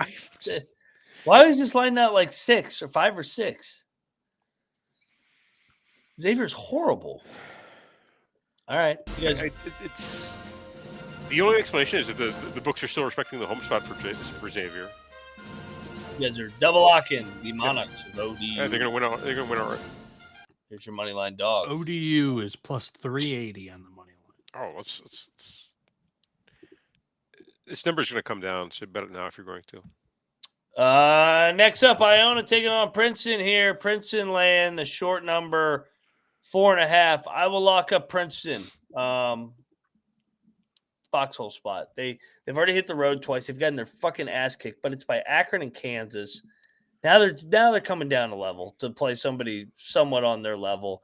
Compared to Iona coming in here fat and happy 3-0. Give me Princeton. This is Drake and Charleston of tonight. Give me Princeton outright. Lock it up. Okay. Iona's look good. What's the line again? I'm sorry. Iona's laying 4.5. Laying 4.5. I'll lay it with Iona, but I'm not locking this.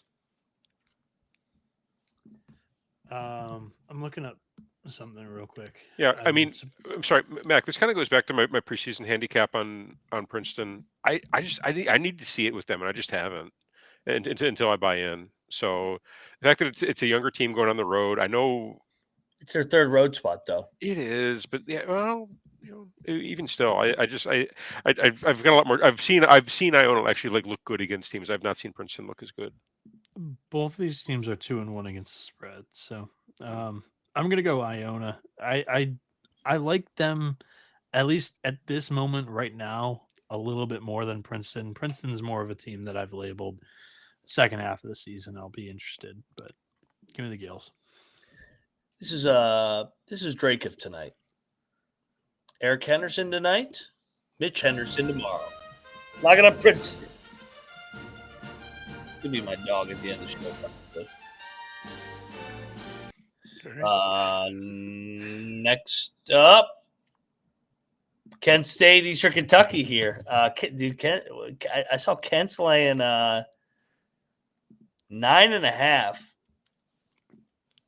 This is going to be a shit show of a game. Both teams want to play fast as shit. I will lock up. I'm locking Eastern Kentucky. I'll ride with you in Eastern Kentucky. I think again, the chaotic way these two teams play just kind of lends itself to taking the points. Yeah, I'm locking the over with the chaotic way that these two teams want to play. Kent State's never been this fast of a team in tempo, and Rob Senderoff's tenure at Kent State. And EKU in the past has been a top 10 tempo team under A.W. Hamilton. They won't be afraid to get into an up and down blitzkrieg kind of fest. So far, EKU has scored, EKU's given up 87 and 92 in 2 games. Kent State has given up 103, 102, 77, 95, and 72 in their 5 games. I think this one goes over. I got it at 159.5. The cocktail napkin had this at 168. This is one of my favorite plays tomorrow. Also, remember, Kent State is just off the ballroom games. Yes, the ballroom games. Games. Yeah, it was back to back, and it was like 2 days ago. Saturday, Sunday. Now they got to play Tuesday night against EKU, who is a chaotic pace team. Dude, I love. Yeah, and they played. Yeah, EKU might be live in this one. More I think about it. And they played overtime on that Sunday game too. Ooh. I just think it's so up and down. There's not going to be as much defense for Kent State. There's been a couple of games where Kent State's defense has been, kind of lackluster because they are such an up and down team. It's an over. I kind of like your guys' angle on EKU. I have the napkin. The napkin's got Kent State minus 12, but I just think that this is going to be a closer game than that. So I'll take the points too. Mac, do you think this line's going to move at all? It's going to come down. You think it's going to? Okay, yeah. That's what I was afraid you were going to say. Yeah, this thing's going to come down because people are going to look and be like, this is 3 out of 4, 3 games in 4 days. This is crazy. This is crazy. I think the TMZ crowd is going to look for the name that they're familiar with. And Kent State, they've actually heard the name before. So that's why I thought it might go up. But yeah, it depends how detailed the TMZ crowd is. Yeah. I don't think the TMC crowd's going to move the number. Not in this one.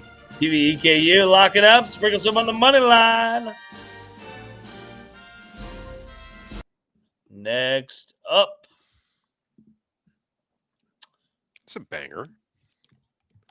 Another lock here. I'm buying the dip here. Give me JMU at home. What's the line right now? Is it 2.5 still? 2.5. I got flat 3. Yeah, give me another short home dog here, catching one possession or less. JMU bounces back under Preston Sproutlet at home. Go Dukes. Okay. Got Towson off of the war with Norfolk. And James Madison just lost at the Steinberg Wellness Center to the Long Island Sharks. I'll take the Dukes at home. Bounce back spot. Towson with the trip to Florida on deck too. JMU too. No, oh yeah, I guess FIU. No MTE, just FIU. I'll go Towson. Really? Okay. Bet anybody? Pass. You locking this? Yeah, I'm locking Jamie. I'll ride with you. What the hell? Yeah, you only live Dukes once. at home, man. Let's go. You can do points or just the money line? Split them. Split the unit. It could be a 1-point game. Yeah.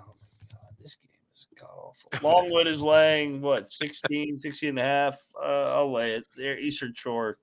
No, thank you. Longwood. 18 and a half. Oh, this line's come down. What the fuck? Who's betting Eastern Shore? It's a great question. Longwood hasn't come anywhere near this number yet. I mean, I guess. No. I lay it. No bet. Eastern Shore is really bad, and Longwood is at least competent. So, but I'm not touching this game. I'll take the points. I don't have any reason to, but I'll take You locking it? No. Oh. Next up here, we got Boston headed to Columbia. Boston disappointing home loss on Saturday against Merrimack. Kind of got controlled here. Yeah. Columbia, also a first-year head coach, coming in here 2-1, feeling good about themselves. I will lock up the Terriers and the veteran coach here. Give me the Terriers, Boston. Lose at home as a favorite, go on the road as a dog. Foxhole spot. Let's go. Agree completely. I locked up. I rode with Boston laying I think it was like a flat 4, flat 3 against Merrimack and kind of ate shit on that one. I do think they bounce back here, and I don't think Columbia is all that good. So I feel really good about this one. This could be a money line play, if I'm honest. Could be. I'm on Columbia in this one. I've been kind of disappointed with BU's defense so far, and that's kind of been the thing with Joe Jones is their defenses have sucked. And Columbia with Hovde, that's like an analytically focused offensive, coaching staff that may take advantage of it. I'm on Columbia there. Need the analytics. Give me Boston. Go Terriers. Caps up. Boston. Next up, we got Brown. Holy Cross. This is the spot, Mac. This is the spot. They're favored, though. I wanted them as a dog. This is the spot, Mac. Browns 0-4. Holy Cross off a win. Holy Cross off a win. It's got to be Brown, right? It's got to be. Why else would Brown be favored by 4.5? Oh, God, not again. I mean, they have been competitive. Yeah, they haven't been that bad. Especially at home. I mean, they should have beat Vermont. They led Vermont the entire goddamn game. All right, I've lost a lot of money on Brown. I'm making it back tomorrow. Lay the 4.5 with Brown. My Brown guys are getting home. Let's go, Brown guys. No, what are you doing here? I'm going to take the points with the Holy Cross. I think they're the more battle-tested team. Like, they've competed with Providence. They've competed with Utah. They lost a close score game against Hampton, who we're kind of talking ourselves into possibly money line with BC. Two of us are against BC. Not the third. I'm going to take the points with Holy Cross, but I'm going to take you to a bet on the under. The under right now is 141.5. You can find it in that ballpark. The Cocktail Napkins got it at 139. Both of these two teams are bottom 70 in tempo in the country. I'm a little bit nervous about how bad both of the defenses have been up until this point of the season so far, but I just think that this is such a slog that it should finish under 140 easy. So I'll go under. Okay. I mean, Holy Cross has not played a home game yet this year. Hilarious. yeah. I mean, Brown. So they looked terrible against Siena, but we all like Siena. They were competitive against Vermont, kind of competitive against Boston, and then awful against freaking Hampton. They got to win one of these. I'm laying the 4.5 with the Brown guys. Yeah. So they got to win this. This is the one. Brown guys get across. This is the spot. Happy Mac. Brown guys. Next up on the dock, we got Mason. I think Mason's laying 14.5, 13.5. The fucking little slide thing covers up the number. That's the problem. I can't see it. There it is, 13.5. I'll take the points. No bet here. Really? Okay. Mason just didn't they just cover like a big number? I think their opponent only scored like 45 points. They scored like 60 something to get across the finish line. I'll lay it with Mason. I think they choke out Jacksonville, and again a freaking ugly total. They win by say 68 to 50. I'll go Georgia Mason in this one. I think that there's definitely a possibility that this is a low scoring slugfest between the two teams. Both of them kind of have that identity, but I think GMU's got a little bit more offensive talent. Yeah, too. Next on the dock, Lehigh is laying 9.5. I'll lay with the old Mountain Hawks here. No bet. I'd be on the points, but I'm not betting this. I can't lay 9.5 with Lehigh. St. Francis is heading to the Fort Myers Invitational. There's no such thing as a look ahead with them. They're just they just get drilled. Fucking suck. That's the handicap. College kids going down to Florida for Thanksgiving is definitely a look ahead for anybody. I mean, they can't be any worse than a non-look ahead spot. They suck. I'll take St. Francis, little brother angle, but I don't love it. Shout out to the Juice. Yeah, he's right. This is the 1-800 Gambler game of the day. Delaware is another team that is winless, and they're laying 5.5 against these Peacocks. They look good against BYU off the D2 game, but that might have been the get-up spot. Give me the Peacocks. I trust Brown more than Delaware. No bet. They played last year, and the Peacocks won by 8. Yeah, I'm not laying points with laying where I got to win by 2 possessions with Delaware. Somebody else could do that, not me. I'll take the points. I'll take the points. I'm not betting this. The Cocktail Napkins got them favored by 7.5, but I'll pass. It's that napkin. Yeah, I'll lay it with the Blue Hens. I think the line's actually a little telling, but I'll pass. Georgia Tech laying 11.5 against Georgia Southern. Okay. Dude, I'm locking Southern. Georgia Tech's off of Georgia. Georgia Tech is a big favorite under Damon Stoudemire. Has not been good historically. Give me Georgia Southern. Lock it up. I can't find this one. 11.5 is the number. Dude, fucking Stoudemire's like Penny. Take him as a dog, fade him as a favorite. Yeah, that's a good. Yeah. All right, I'm on the same page. I'll fade Georgia Tech, but I'm not betting this. The Cocktail Napkins actually got him like a 13-point dog, so maybe a little bit of an overcorrection on just how not good Georgia Tech looked so far this season.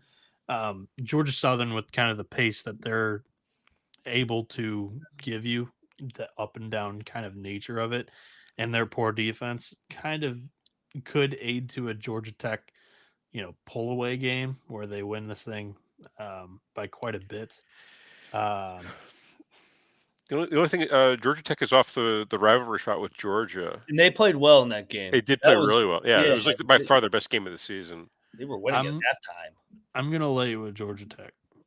All right, let's take a lock. Give me these Eagles, little brothers, Georgia Southern. They have a big look-ahead spot next game against West Georgia, if you didn't know that already. Oh, yeah, massive game for them. All right, Cap, here you go. DePaul is laying – well, there's no line on the slide, so let me check. DePaul's laying 21.5 against Gardner-Webb. I'll lay it. Gardner-Webb's bad. Yeah, Gardner-Webb lost to a D2 school. So Was it the last game? No, it wasn't the last game. No. It was like it was the one before that. That's an automatic play for me the next game. But they fucked up that trend, Mac. They didn't cover against Elon. Oh, they suck. Maybe they're unbettable. I tend to think that way. I've stated on the conference preview and a couple of times this season, I'm just out on Luther as a coach. I'll take DePaul. So, you locking it? Stop asking me that. Nobody's locking DePaul laying 20. I know one guy that's locking DePaul laying 20. Are you? Oh yeah. Kidding me? Off the loss to Northwestern, this is the get right spot. They're going to win by 30. Good luck. Cannabis Cap for locking up DePaul. He's probably right. The chat does agree with you. Team TCE. Chat is full of very smart people who know basketball clearly. Evansville taking on Arlington. Is Evansville the one laying 2.5? Yes, I was curious what you were gonna do on this one, Mac. Just because I think it's a unique matchup, unique line. I'm torn on this one. I'll lay with Evansville. They just dropped one home game. I think they get this one done. Okay. I'll go Evansville. I think they're a solid defensive program. At home, short spread. I'll lay it. I think they win by possession or more. Okay. I'm on UTA and I kind of want to lock it. You want to battle? Give me Evansville. Evansville. Right, I'll battle you. I'll battle with UTA. Get this fucking UTA shit out of here. I like Ragland and company. They just dropped one game. Whoa. There we go. We got a battle. We're on this foo-foo UT Arlington team. Give me Evansville in the Midwest. Give me cold. UT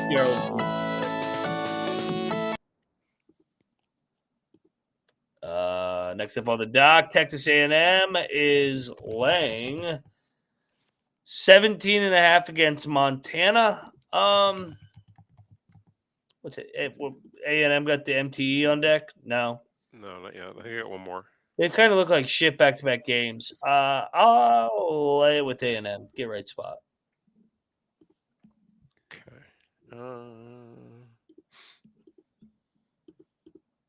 Let's see. Rylan Griffin is questionable with an ankle. Does that change your handicap? No. He'll probably play.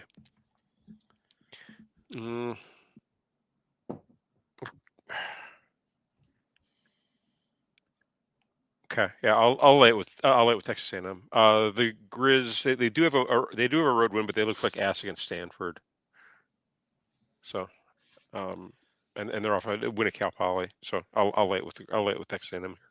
I know that if I jump off the A&M ship of just picking them, not really. I locked them against Oklahoma State, but I've picked them almost every game so far this year. I'm not even that bullish on the team, but I know if I jump off of them, that's when they're going to cover. So I'll keep riding the Aggies. That way they just keep, playing stagnant basketball. I'll go A&M. I do think this is a bounce back spot. Yeah, let's get it.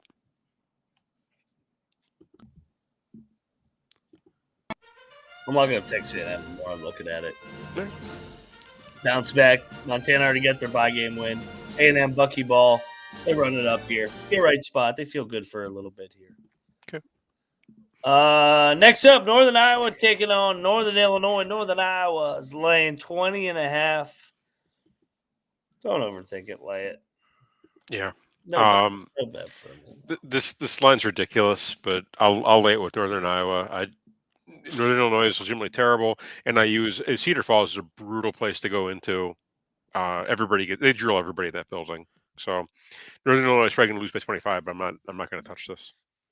I don't have much else to add other than what you guys have already said. I'll take UNI. Next up on the dock, we got LSU. Was LSU got to look at spot to an island? No, they don't. I'll lay it. They're another team like Pitt. They pad their stats because they know they're going to get their ass kicked when they play real teams. I'll lay it, but no bet. I have no interest in this game. I'll lay it too. A lot of conviction. SMU's like 37.5 against Pine Bluff. Who the fuck are they to lay 37.5? They're playing Pine Bluff. I'll lay it. I guess. They're a corrupt program. They could easily cover this game. I kind of want to take the points. Pine Bluff's actually 3-2 against spread so far, and SMU's 1-2. If that influences that at all. I guess it's It's a lot of fucking points. I'll take Pine Bluff. If this gets over 40, it's a rule. I have to bet it. So until it's over 40, if I wake up and say at Pine Bluff plus 40, I'll jump in. But. 8 p.m. Eastern every night is just the prostitution hour. It's just like all the fucking buy games with the fucking 30 to 40 point lines all come at you once. Here's all the prostitutes. All the games are tipping off right now. Speaking of prostitutes. Yeah, that's why he's on this rant.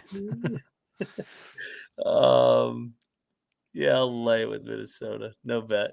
Do they have a look ahead to an island? If you're calling San Francisco and Sioux Falls a look ahead, sure. It's not a destination look ahead. Go from cold to colder. I actually think this might be a drill spot for Minnesota. It's a lot of points to lay, but I think I'm going to do it. They won by 27 against Gardner-Webb. They won by 45 against Alcorn State. They just went to overtime to Green Bay. Green Bay is not a good team, but I guarantee Medved's going to fucking get into these guys over the last couple of days, and they'll come out guns a-blazing against the Cougars here. Like I said, they've covered this number against two other tomato cans at home and bye games, and I think Chicago State's worse than both of those teams. I'll lay it and lock it. No, is this game at the barn? I believe so. Yeah. I hear that's a tough place to play. Yeah. I'll ride with you, Noah. I'll lock it with you. Double lock. Yeah. Double lock on this prostitution at the barn. That just sounds terrible, Mac. You guys are sickos. You guys are sickos for embracing this fucking game. You sick fucks. Murray State, the greatest team ever, is laying 14.5. Lay it. They're awesome at home, man.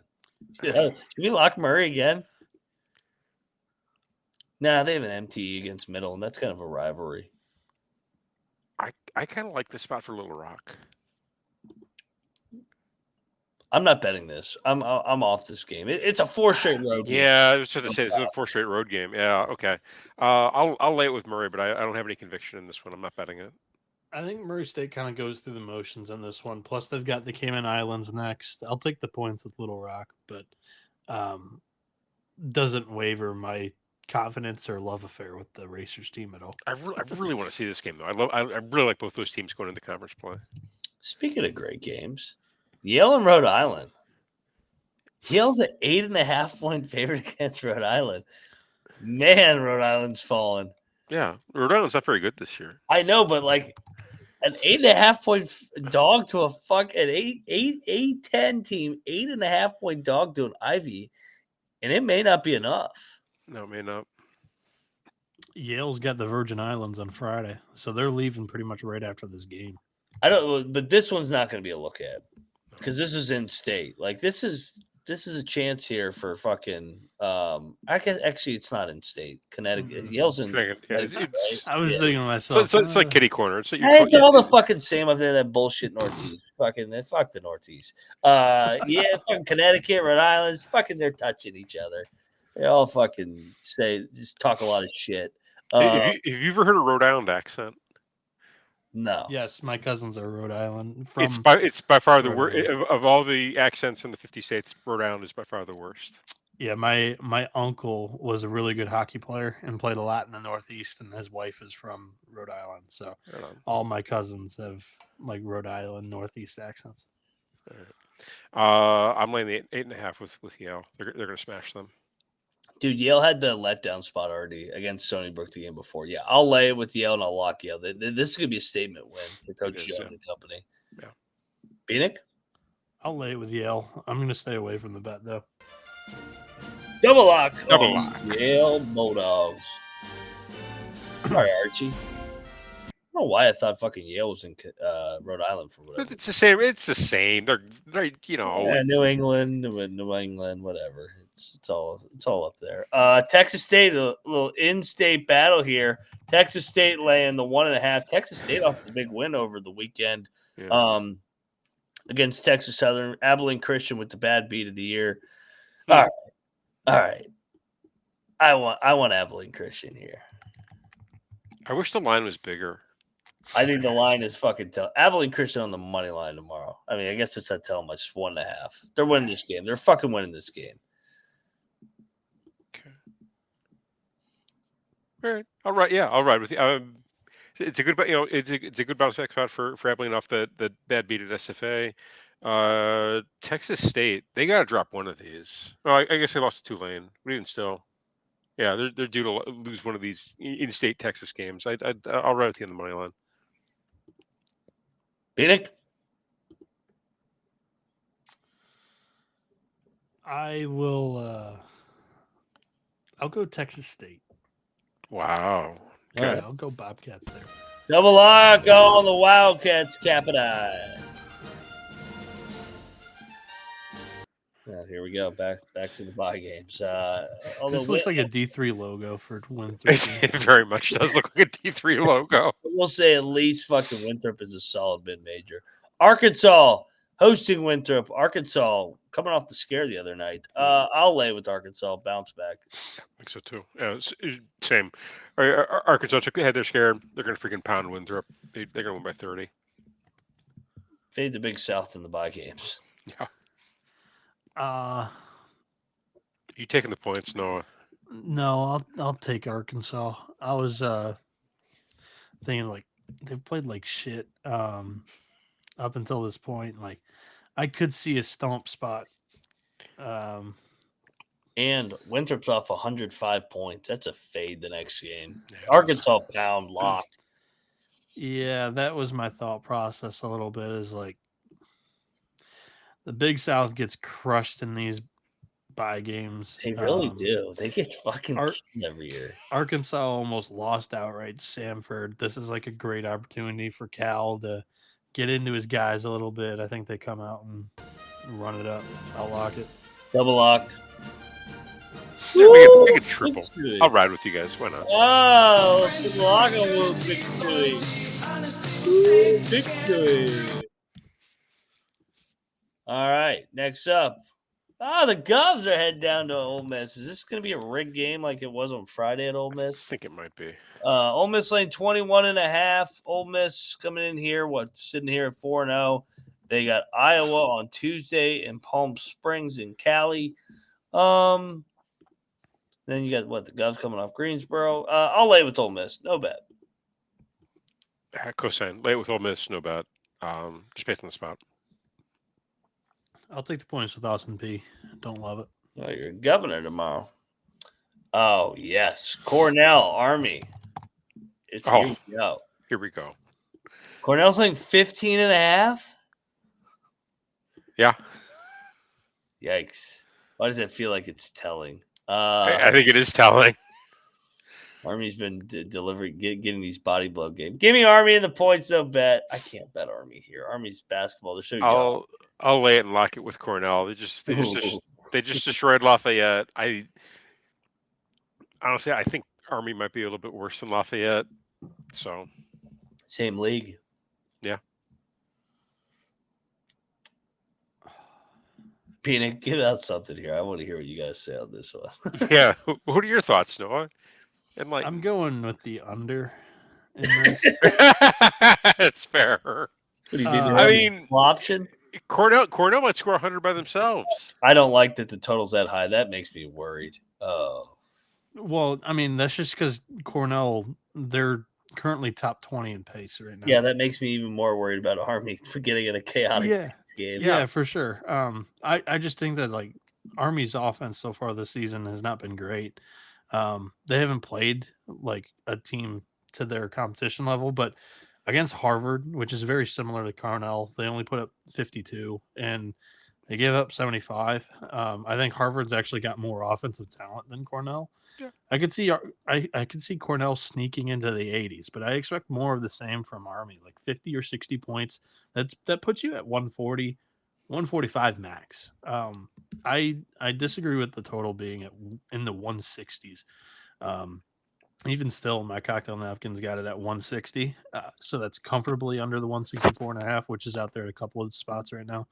I'll go with the under. I think this total is quite a bit too high. With just Army, I don't think they have priced in just how untalented this Knights team is this Wow. Phoenix on the under. Yeah.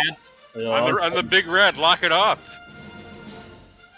Hope Army wins on the money line. Fuck you, Cornell. You're going to win by 60. Iowa's laying 24.5. Iowa already talked about it. They got Ole Miss on deck. Points, no bet. This could be like Wisconsin. They did backdoor. Yeah, I could. I think Iowa's better than Wisconsin, though. Yeah, like I would take Wisconsin over Iowa right now. I'm not excited to bet 24.5 with Iowa, so no, thank you. I'll just take SEMO on a backdoor. They win Iowa by 22. I'll lay it, no bet. You would really take Wisconsin over Iowa right now in neutral site? Yeah. Yeah. They're about even. Maybe Wisconsin a little bit better. Okay. I'll take SEMO. They've punched up in 2 of the 3 games they've played so far. They got blown out by St. Louis, but I also think that Iowa's pace of play should be able to keep them in this game. There's not going to be a ton of possessions. So, all righty.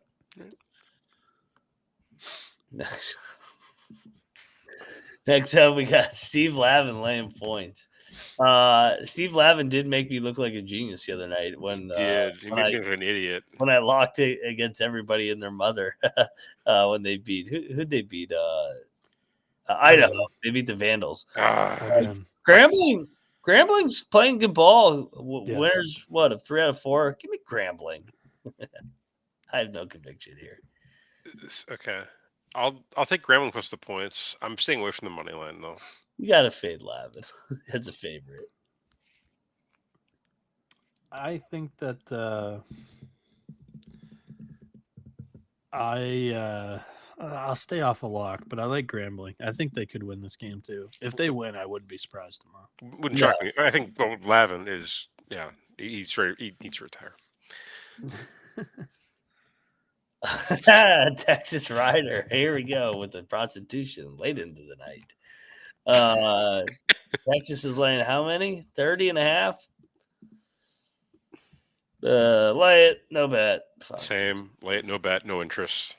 Yeah, there's also like not a look ahead this week. They have Vegas next week Monday, so I think that's enough time in between. Like, just get it through with Rider, and then you can start thinking about how much fun you're gonna have in Vegas. I'll take. I'll lay the points with Texas, I guess. Oh, this game. Pepperdine, New Orleans. Who is Pepperdine to lay 3.5 to anybody? What is this? Pepperdine's laying 3.5. I will say Pepperdine has looked pretty good. Lost an overtime game to Northern Colorado. Lost a tough one to UCLA. They've killed the D2s. Actually, Life Pacific actually gave them. And New Orleans is off the big win over Tulane. I'll lock up Pepperdine. I'm gonna fade the spot. Remember they got drilled by LSU. They beat TCU. Then the next one that was decent, they got killed. Yeah. I'll lay the 3.5, but I'm not going to lock this one up. I'm not going to bet it. unless I'm really, really high, and then I might bet it. I'll take New Orleans. Give me the Waves. 7-9. Next up, we got Utah, Fort Wayne. What was Utah laying? 13.5. So I like Fort Wayne here. Although I hate going against teams at elevation, or especially early in the year. Actually, no, I'm going to flip-flop. I'm going to lay with Utah the more and more I'm looking at this. So, but I'm not going to bet this. They haven't really drilled teams. I don't think they've covered a single game this year. Yeah, I know. I feel like they are due for a drill spot, but I also don't know how good they are. Like, I don't think they're very good. I don't think they're very good either. I'm going to take IPFW plus the 13.5. I think they keep it close because every team has kept it close with Utah so far. Yeah, I tend to agree. I'll take the Macedons. Are you locking it, Mac? No. I'm saying, I mean, I flipped, so yeah, I had no conviction. Chapper loves that question. Yeah. Are you going to lock it? I was curious if we went to battle, maybe. Syracuse laying 22.5 here at the Carrier Dome. Against Monmouth. Yeah. Syracuse has the Vegas thing next week too. Yeah. Not a huge look ahead. They don't play a game this weekend, so it's like another one. Like, just get through Monmouth, and then you can head out to the TMZ Invitational there. It's regionality. I'll take Monmouth. Monmouth looks okay against Seton Hall. Yeah, King Rice good as a dog. He is. Yeah, I'll take Monmouth. You locking it, Mac? No, This line reeks. Why is this fucking 22.5? I think they got the. I think the number's about right. I thought it'd be like 18.5. No, I think the number's about right. Syracuse sucks. It's Monmouth though. They've blown out everybody they've played so far. They haven't played anybody, but they've blown them all out. Yeah. I'll take the points. Yeah. Hey, Kansas Duke, the nightcap of the Champions Classic. If you did not know, Mr. Peterson is out tomorrow night. Did that come out officially? Yeah. It did? Okay. I was going to say that if you're going off of the presser that Bill Self had, he didn't necessarily confirm it. I've got questionable hamstring. He said he was out for weeks. It was. He didn't say that like word for word. What'd he say? I don't remember off the top of my head, but it was like kind of. It was very Bill Selfish, where it was just he was not, giving a lot while also just word vomit. Well, I mean the line came out and we knew Peterson was hurt already, and it opened at 7.5. Now it's at 10.5. It's 11.5. It's 11, so we're picking it at 11.5 now.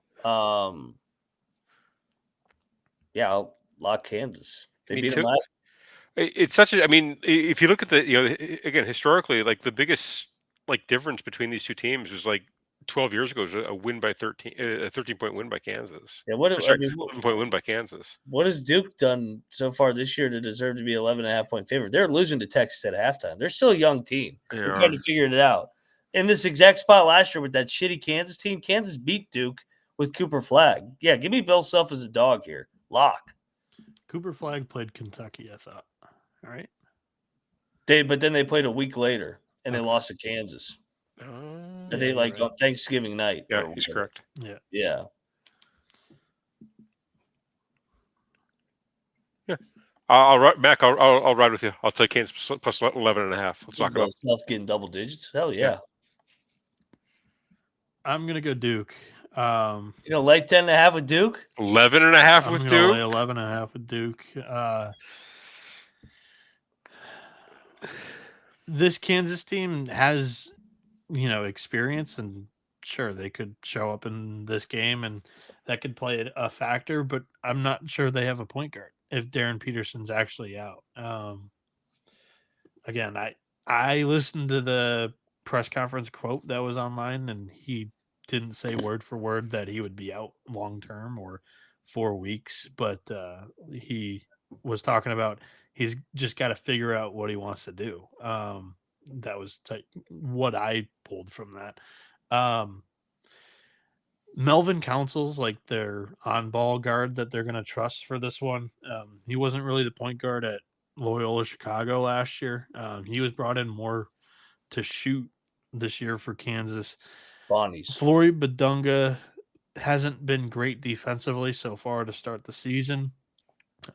Kansas is going to have to really get at it after it on the glass in this matchup in order to win and at least cover. And I'll go Duke. I've been impressed by their defense so far this year, again under Shire, and I think that Kansas is going to struggle to score without what was clearly built up to be their identity through Darren Peterson this year. So I'll take the Blue Devils. I'll lay it. Okay. Is this a battle, or are you just taking it? I'm just taking it. Yeah, you see, when I ask, I get questions.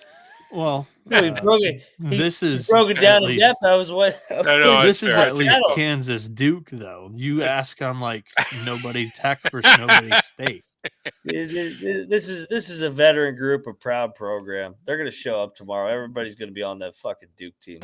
Give me Kansas. Sprinkle some on that plus 440 money line. This is Bill Self talked about. And I've got a fantastic angle on nobody Tech versus nobody State, by the way. If he can beat Duke with Hunter lazy-ass Dickinson, he can beat him with a bunch of nobodies that everybody's counting him out. Let's go. Let's make it back-to-back over the Dukies, Bill Self. Rock Chalk. You're on Kansas, right, Cap? Double. Never said there were a bunch of nobodies. I just said it's not necessarily their identity to play without Darren Peterson. This is he's got less TMZ guys. That's when old Billy Boy is going to be dangerous here tomorrow night at the Garden. Next up, Wichita, Boise State. Wichita's in the road for the first time. I will lay it with Boise and I'll lock Boise. Really? Elevation. Early in the year. I like this Boise team. They got their D2 embarrassment out of the way. Everybody got their jokes in, and they've been solid. Okay. They're going to be good. This is the first time these two teams have ever played. That's wild to me. Mm-hmm. Okay. Wichita State. 3 games, 3 wins, 3 covers. No. Average cover margin of 16 points. Yeah, they've been drilling. Oh, I haven't really. I mean, Loyola was the best team they played. They're not any good. Boise, Montana State, TRVG, Valley, and nobody. Give me Wichita. Nobody. I don't. Hawaii. Oh, Hawaii. I'm sorry. I apologize. They lost to nobody. They lost. Yeah. Nobody. I was just going through the names. I apologize. I sincerely apologize to everybody. Well, you were pushing back on me saying nobody Tech, nobody State. I'll bet that game, and you just blankly used the word nobody there. It was on my mind from when you brought it up. So, what are you going to do? I apologize to Hawaii Pacific. You are not, in fact, nobody. You've beaten a D1 team, just like Wichita State is going to cover these 9.5 points against Boise State. I'll lay it with Boise. I don't love it. I mean, both of these teams kind of have the same identity where they're both defensive-minded programs. Boise, in a little bit of a retooling phase this year. Wichita State comes in with a little bit more hype. I think that means the target's bigger, quite frankly. So I'll take the Broncos and Leon Rice. All right. Cap, did you lock Wichita? Yeah, I'll lock Wichita. Battle. Give me Boise. It's a battle. Give me 15 points. I'm just talking now. Give me them Bronx. Fresno. Nobody knows what Fresno's going to do tomorrow. Nobody knows what Fresno's ever going to do. Hey, Mac, before you get into this, you know who reminds me a lot of Fresno? Who? Loyola Marymount. They have a little shit show in them. They have a lot of shit show in them. It was really chaotic. Don't really listen. Don't really follow assignments. Stephen F. is going to Fresno undefeated. What could go wrong? As a favorite. Yeah, give me Fresno. This line's hilarious. It is. No bet. Stephen F. might be really good, actually. I will lay the 2.5 with SFA, but no bet. I'll go Lumberjacks. Southern at Washington. Washington off the Apple Cup. Washington is laying 21.5. Lay it. Far trip. What's Southern? I mean, where are we at? Where are we at on the Grand Tour? Oh, they haven't really even started yet. Yeah, I'll lay it. No bet. What have they done? Southern, they're 2-2. Don't overthink it. But if they traveled, no, they were playing Nobody State. Yeah. Yeah, I'll lay it with Washington. Easy money. Yeah, I'll do the same. Southern may struggle with the bigs of Washington here in this matchup, so take the Huskies. Northwestern State going out there to the Dons. The Dons are no line. Where's this? 19.5. Does it feel like a Don smash spot? Unfortunately, I feel that way. Yeah, I think so. I'll lay it. No bet. Northwestern State got drilled by Texas A&M, but they haven't really. I guess UNT drilled A lot them, of bye games. Yeah, and San Francisco off the win against Bradley, win against Prairie. I'll lay it. No bet. I'll take Gurlison. I'll lay it with San Francisco. This game. Yeah, that's a tough one to pick. Yeah, it really is. Troy is out on the road again. They just they're going with the California fucking tour here. Third game here. I'll lock up Troy. Two disappointing games. San Diego State, low scoring win here. They win a little bit of a grinder. They got the game with Michigan on deck. That's a big game for the Steve Fisher company and Dutch. I mean, fuck, Dutch was at Michigan as well. So yeah, give me Troy here. Look ahead. Okay. I mean, this is leg 3 of the road trip. I know they haven't traveled a lot with these games, but San Diego State, even if you're a little bit tired, I don't want to be going into Viejas. I'll lay it with San Diego State. Did you lock this for Troy? Yeah. All right, I'll battle you. Bieniek? I'm gonna lay it with the Aztecs here. I don't think that's enough points. Battle. We got a battle. We're gonna track this tomorrow. Let's see how we did in the MAC cap battles. Battle City everywhere. It is gonna be Battle City. Cal's on Presbyterian. How was this game? Cal's laying 13.5. Dude, give me the points. Presbyterian's on a California road trip too. Yeah, they're on. Man. Talk about your world tour. Georgia State, South Carolina, Sacramento State, and now Cal. Presbyterian fringe lock. Check the picks page. I'll lay it with Cal. No bet. Yeah, I kind of disagree with Mac on this one. Like, Cal's won comfortably in a couple of these bye games that they've played so far. Presbyterian just had their game where they were like, this is our chance to win. We're in a tight one against Sacramento State. Game 1 of the Cali trip.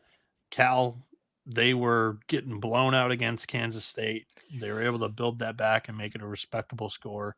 I think they carry that momentum here into the Blue Hose, and I think there's a chance they win this thing by 20. I'll lock it up. Give me Cal. Yeah.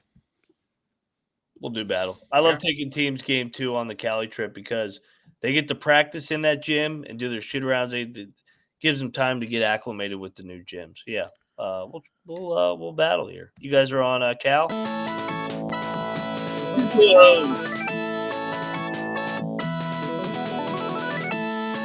Battle tomorrow night.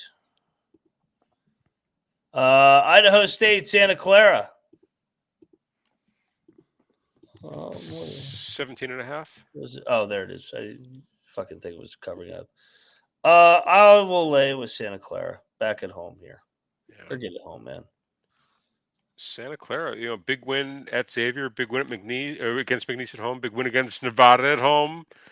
Now Idaho State.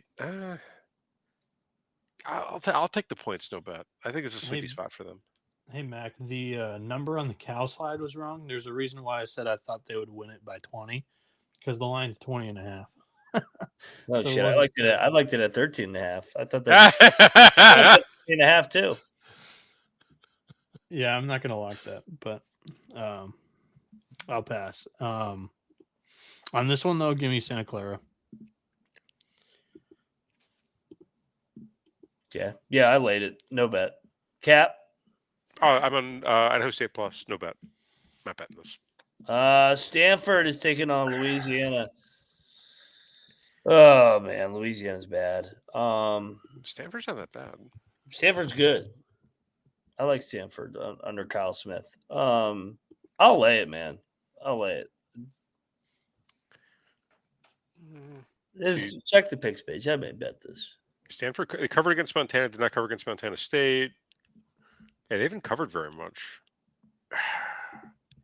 I'll lay it, but I'm not going to bet this. I don't trust Stanford to stay within the number.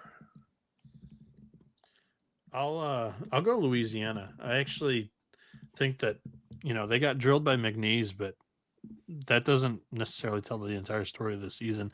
They kept it close against Tulane. They also beat Sela. I don't think they're that bad. I'll take Qantas White and the Raging Cajuns. Nevada versus UC Davis. Nevada's laying 12.5. Oh, this is a lock. What on Davis? Yeah, Davis has been good. Yeah, why is this number 12.5? I'm laying it with Nevada. They're off a loss. I'll go back to the well. They blow. I don't think Nevada's that good. I'll give you the points here. You want to battle? Not really. I've done enough Alford for. I'm taking a game off of the Alford. I'll lock Davis then. I'm going to take Davis. You guys are double locking UC Davis. Just a single lock. I'll ride with it. Cap, locking Davis. Riverside, Cal Baptist, Riverside. Where did Colby find that logo? Out of a comic book. That's legit. Cal Baptist is getting 11.5. I'm seeing. Okay, that's a little too much respect to the Lancers. Agreed. I mean, don't get me wrong. They've been good. A nice 3-0 start, but Riverside's been chippy, man. They've had 2 double-digit spreads at SC Upstate and Western. They didn't cover either of them. I'm on Riverside. I'm locking Riverside. So am I. Lock up Riverside.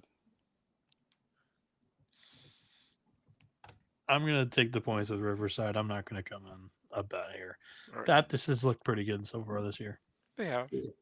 Riverside, Foxhole, drop a home game as a favorite. Now they're big dogs. Let's go. Double lock.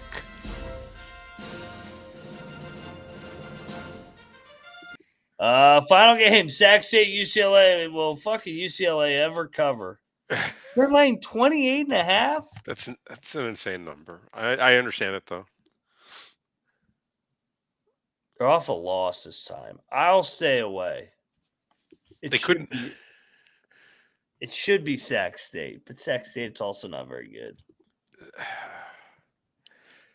They were laying 30 against West Georgia and only beat them by 19. Laying 29 against Pepperdine, only beat them by 9. 11. And 29 against EWU, and only beat them by 6. We should bet Sac State. We should, you know what? We should bet Sac State. We got. Is this a standalone? Not standalone, but Mick Cronin's just bad as a big favorite. Give me Sac State. Let's bet Sac State. Give this big number.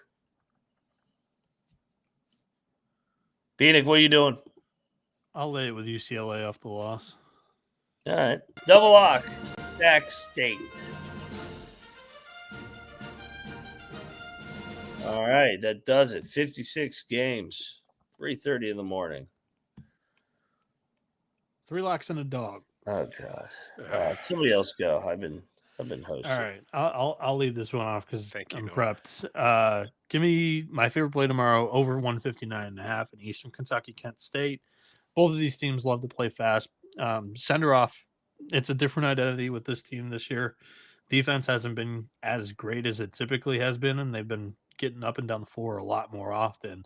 And A.W. Hamilton's system offensively is always up tempo. So Cocktail Napkins got this at 168. I'll take the over in the matchup. I think it finishes in the 90s between those two teams. Plus, Kent State just played 2 games this weekend. It's their 3rd game in like 5 days. I think the defense could be shaky for the Flashes in that one. 2, I'll take the minus 25.5 for Minnesota. They just went to overtime against Green Bay. Not a very good team there, but they covered the 2 previous bye games in blowout fashion. I'll take Minnesota against Chicago State, one of the worst teams in the country, minus 25.5. For my 3rd favorite bet, I'll go under 164.5 in Army and Cornell. Cocktail Napkin here has the total at 160. I just don't really agree with this total even being in the 160s. Army so far this season, last game against Harvard, which was a Ivy League team, they only put up 52 points. I think it's somewhere in the same kind of zip code for them scoring wise. Even if they score 60 points and Cornell puts up a casual 80 or 90, that only gets you to really 150, 140. I like the under 164.5 in that game. And honestly, one of my favorite plays of the day, Old Dominion. Take the plus 9.5, but also sprinkle a little bit on the money line here, plus 380 against Xavier. The Musketeers have shown us nothing to be confident in them whatsoever. They almost lost the home game to both Marist and Lemoyne. Old Dominion's better than both of those teams. I'll take the Monarchs plus 9.5 with Coach Jones and company. Who's next? Okay. I'll do ODU plus 9.5. Again, this is one that I wrote up at SGP at sportsgamblingpodcast.com. Probably my favorite play of the day too, Noah. I love that. I think that's a smash spot. Lock number 2. So I gotta scroll. Where did I find it? I will lay the 8 with Yale. Oh, sorry. I'll lay the 15.5 with Cornell. That's number 2. And number 3, I'll lay the 8 with Yale. And my dog. I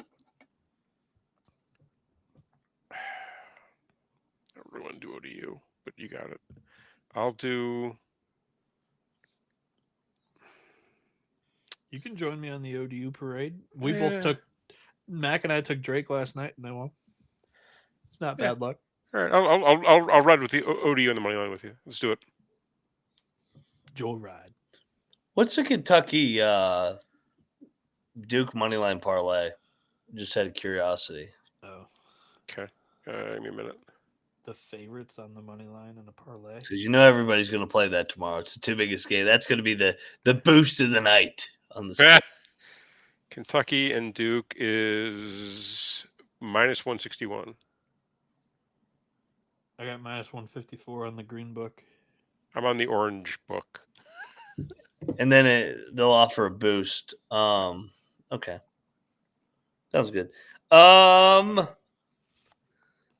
will lock up, or my top 3 locks tonight. I guess we locked all these up. I like Kentucky tomorrow. I like Kentucky. They already dropped a road game. They're battle tested. I think that they're more explosive than Sparty here. I think they pull away here and make a statement on a bounce back from that Louisville game last week. I also love EKU in that spot getting Kent on their 3rd leg of 4 days. And I love Riverside as a big dog in a regionality game against Cal Baptist. They're separated by like 10 miles, I believe. So, yeah, give me Riverside plus the getting double digits against Cal Baptist. And then Bill Self's going to fucking ruin everybody's parlay tomorrow. Kansas plus 440 money line. Back-to-back over the Dukies. That's why I wanted to know that, because I know everybody's going to have that fucking Duke-Kentucky parlay. It's a good call, yeah. So, yeah, let's go. Rock chalk, baby. Backs against the wall. It does it. 3:30 in the morning. Go check out Noah Bieniek at Noah B77. Go check out Cannabis Capper at the Locks and Dog podcast pregame show tomorrow. I'm at Moneyline_Mac. We are the College Basketball Experience. Cheers, everybody. Big night tomorrow in college hoops, and we are out of here. Cheers. shoot.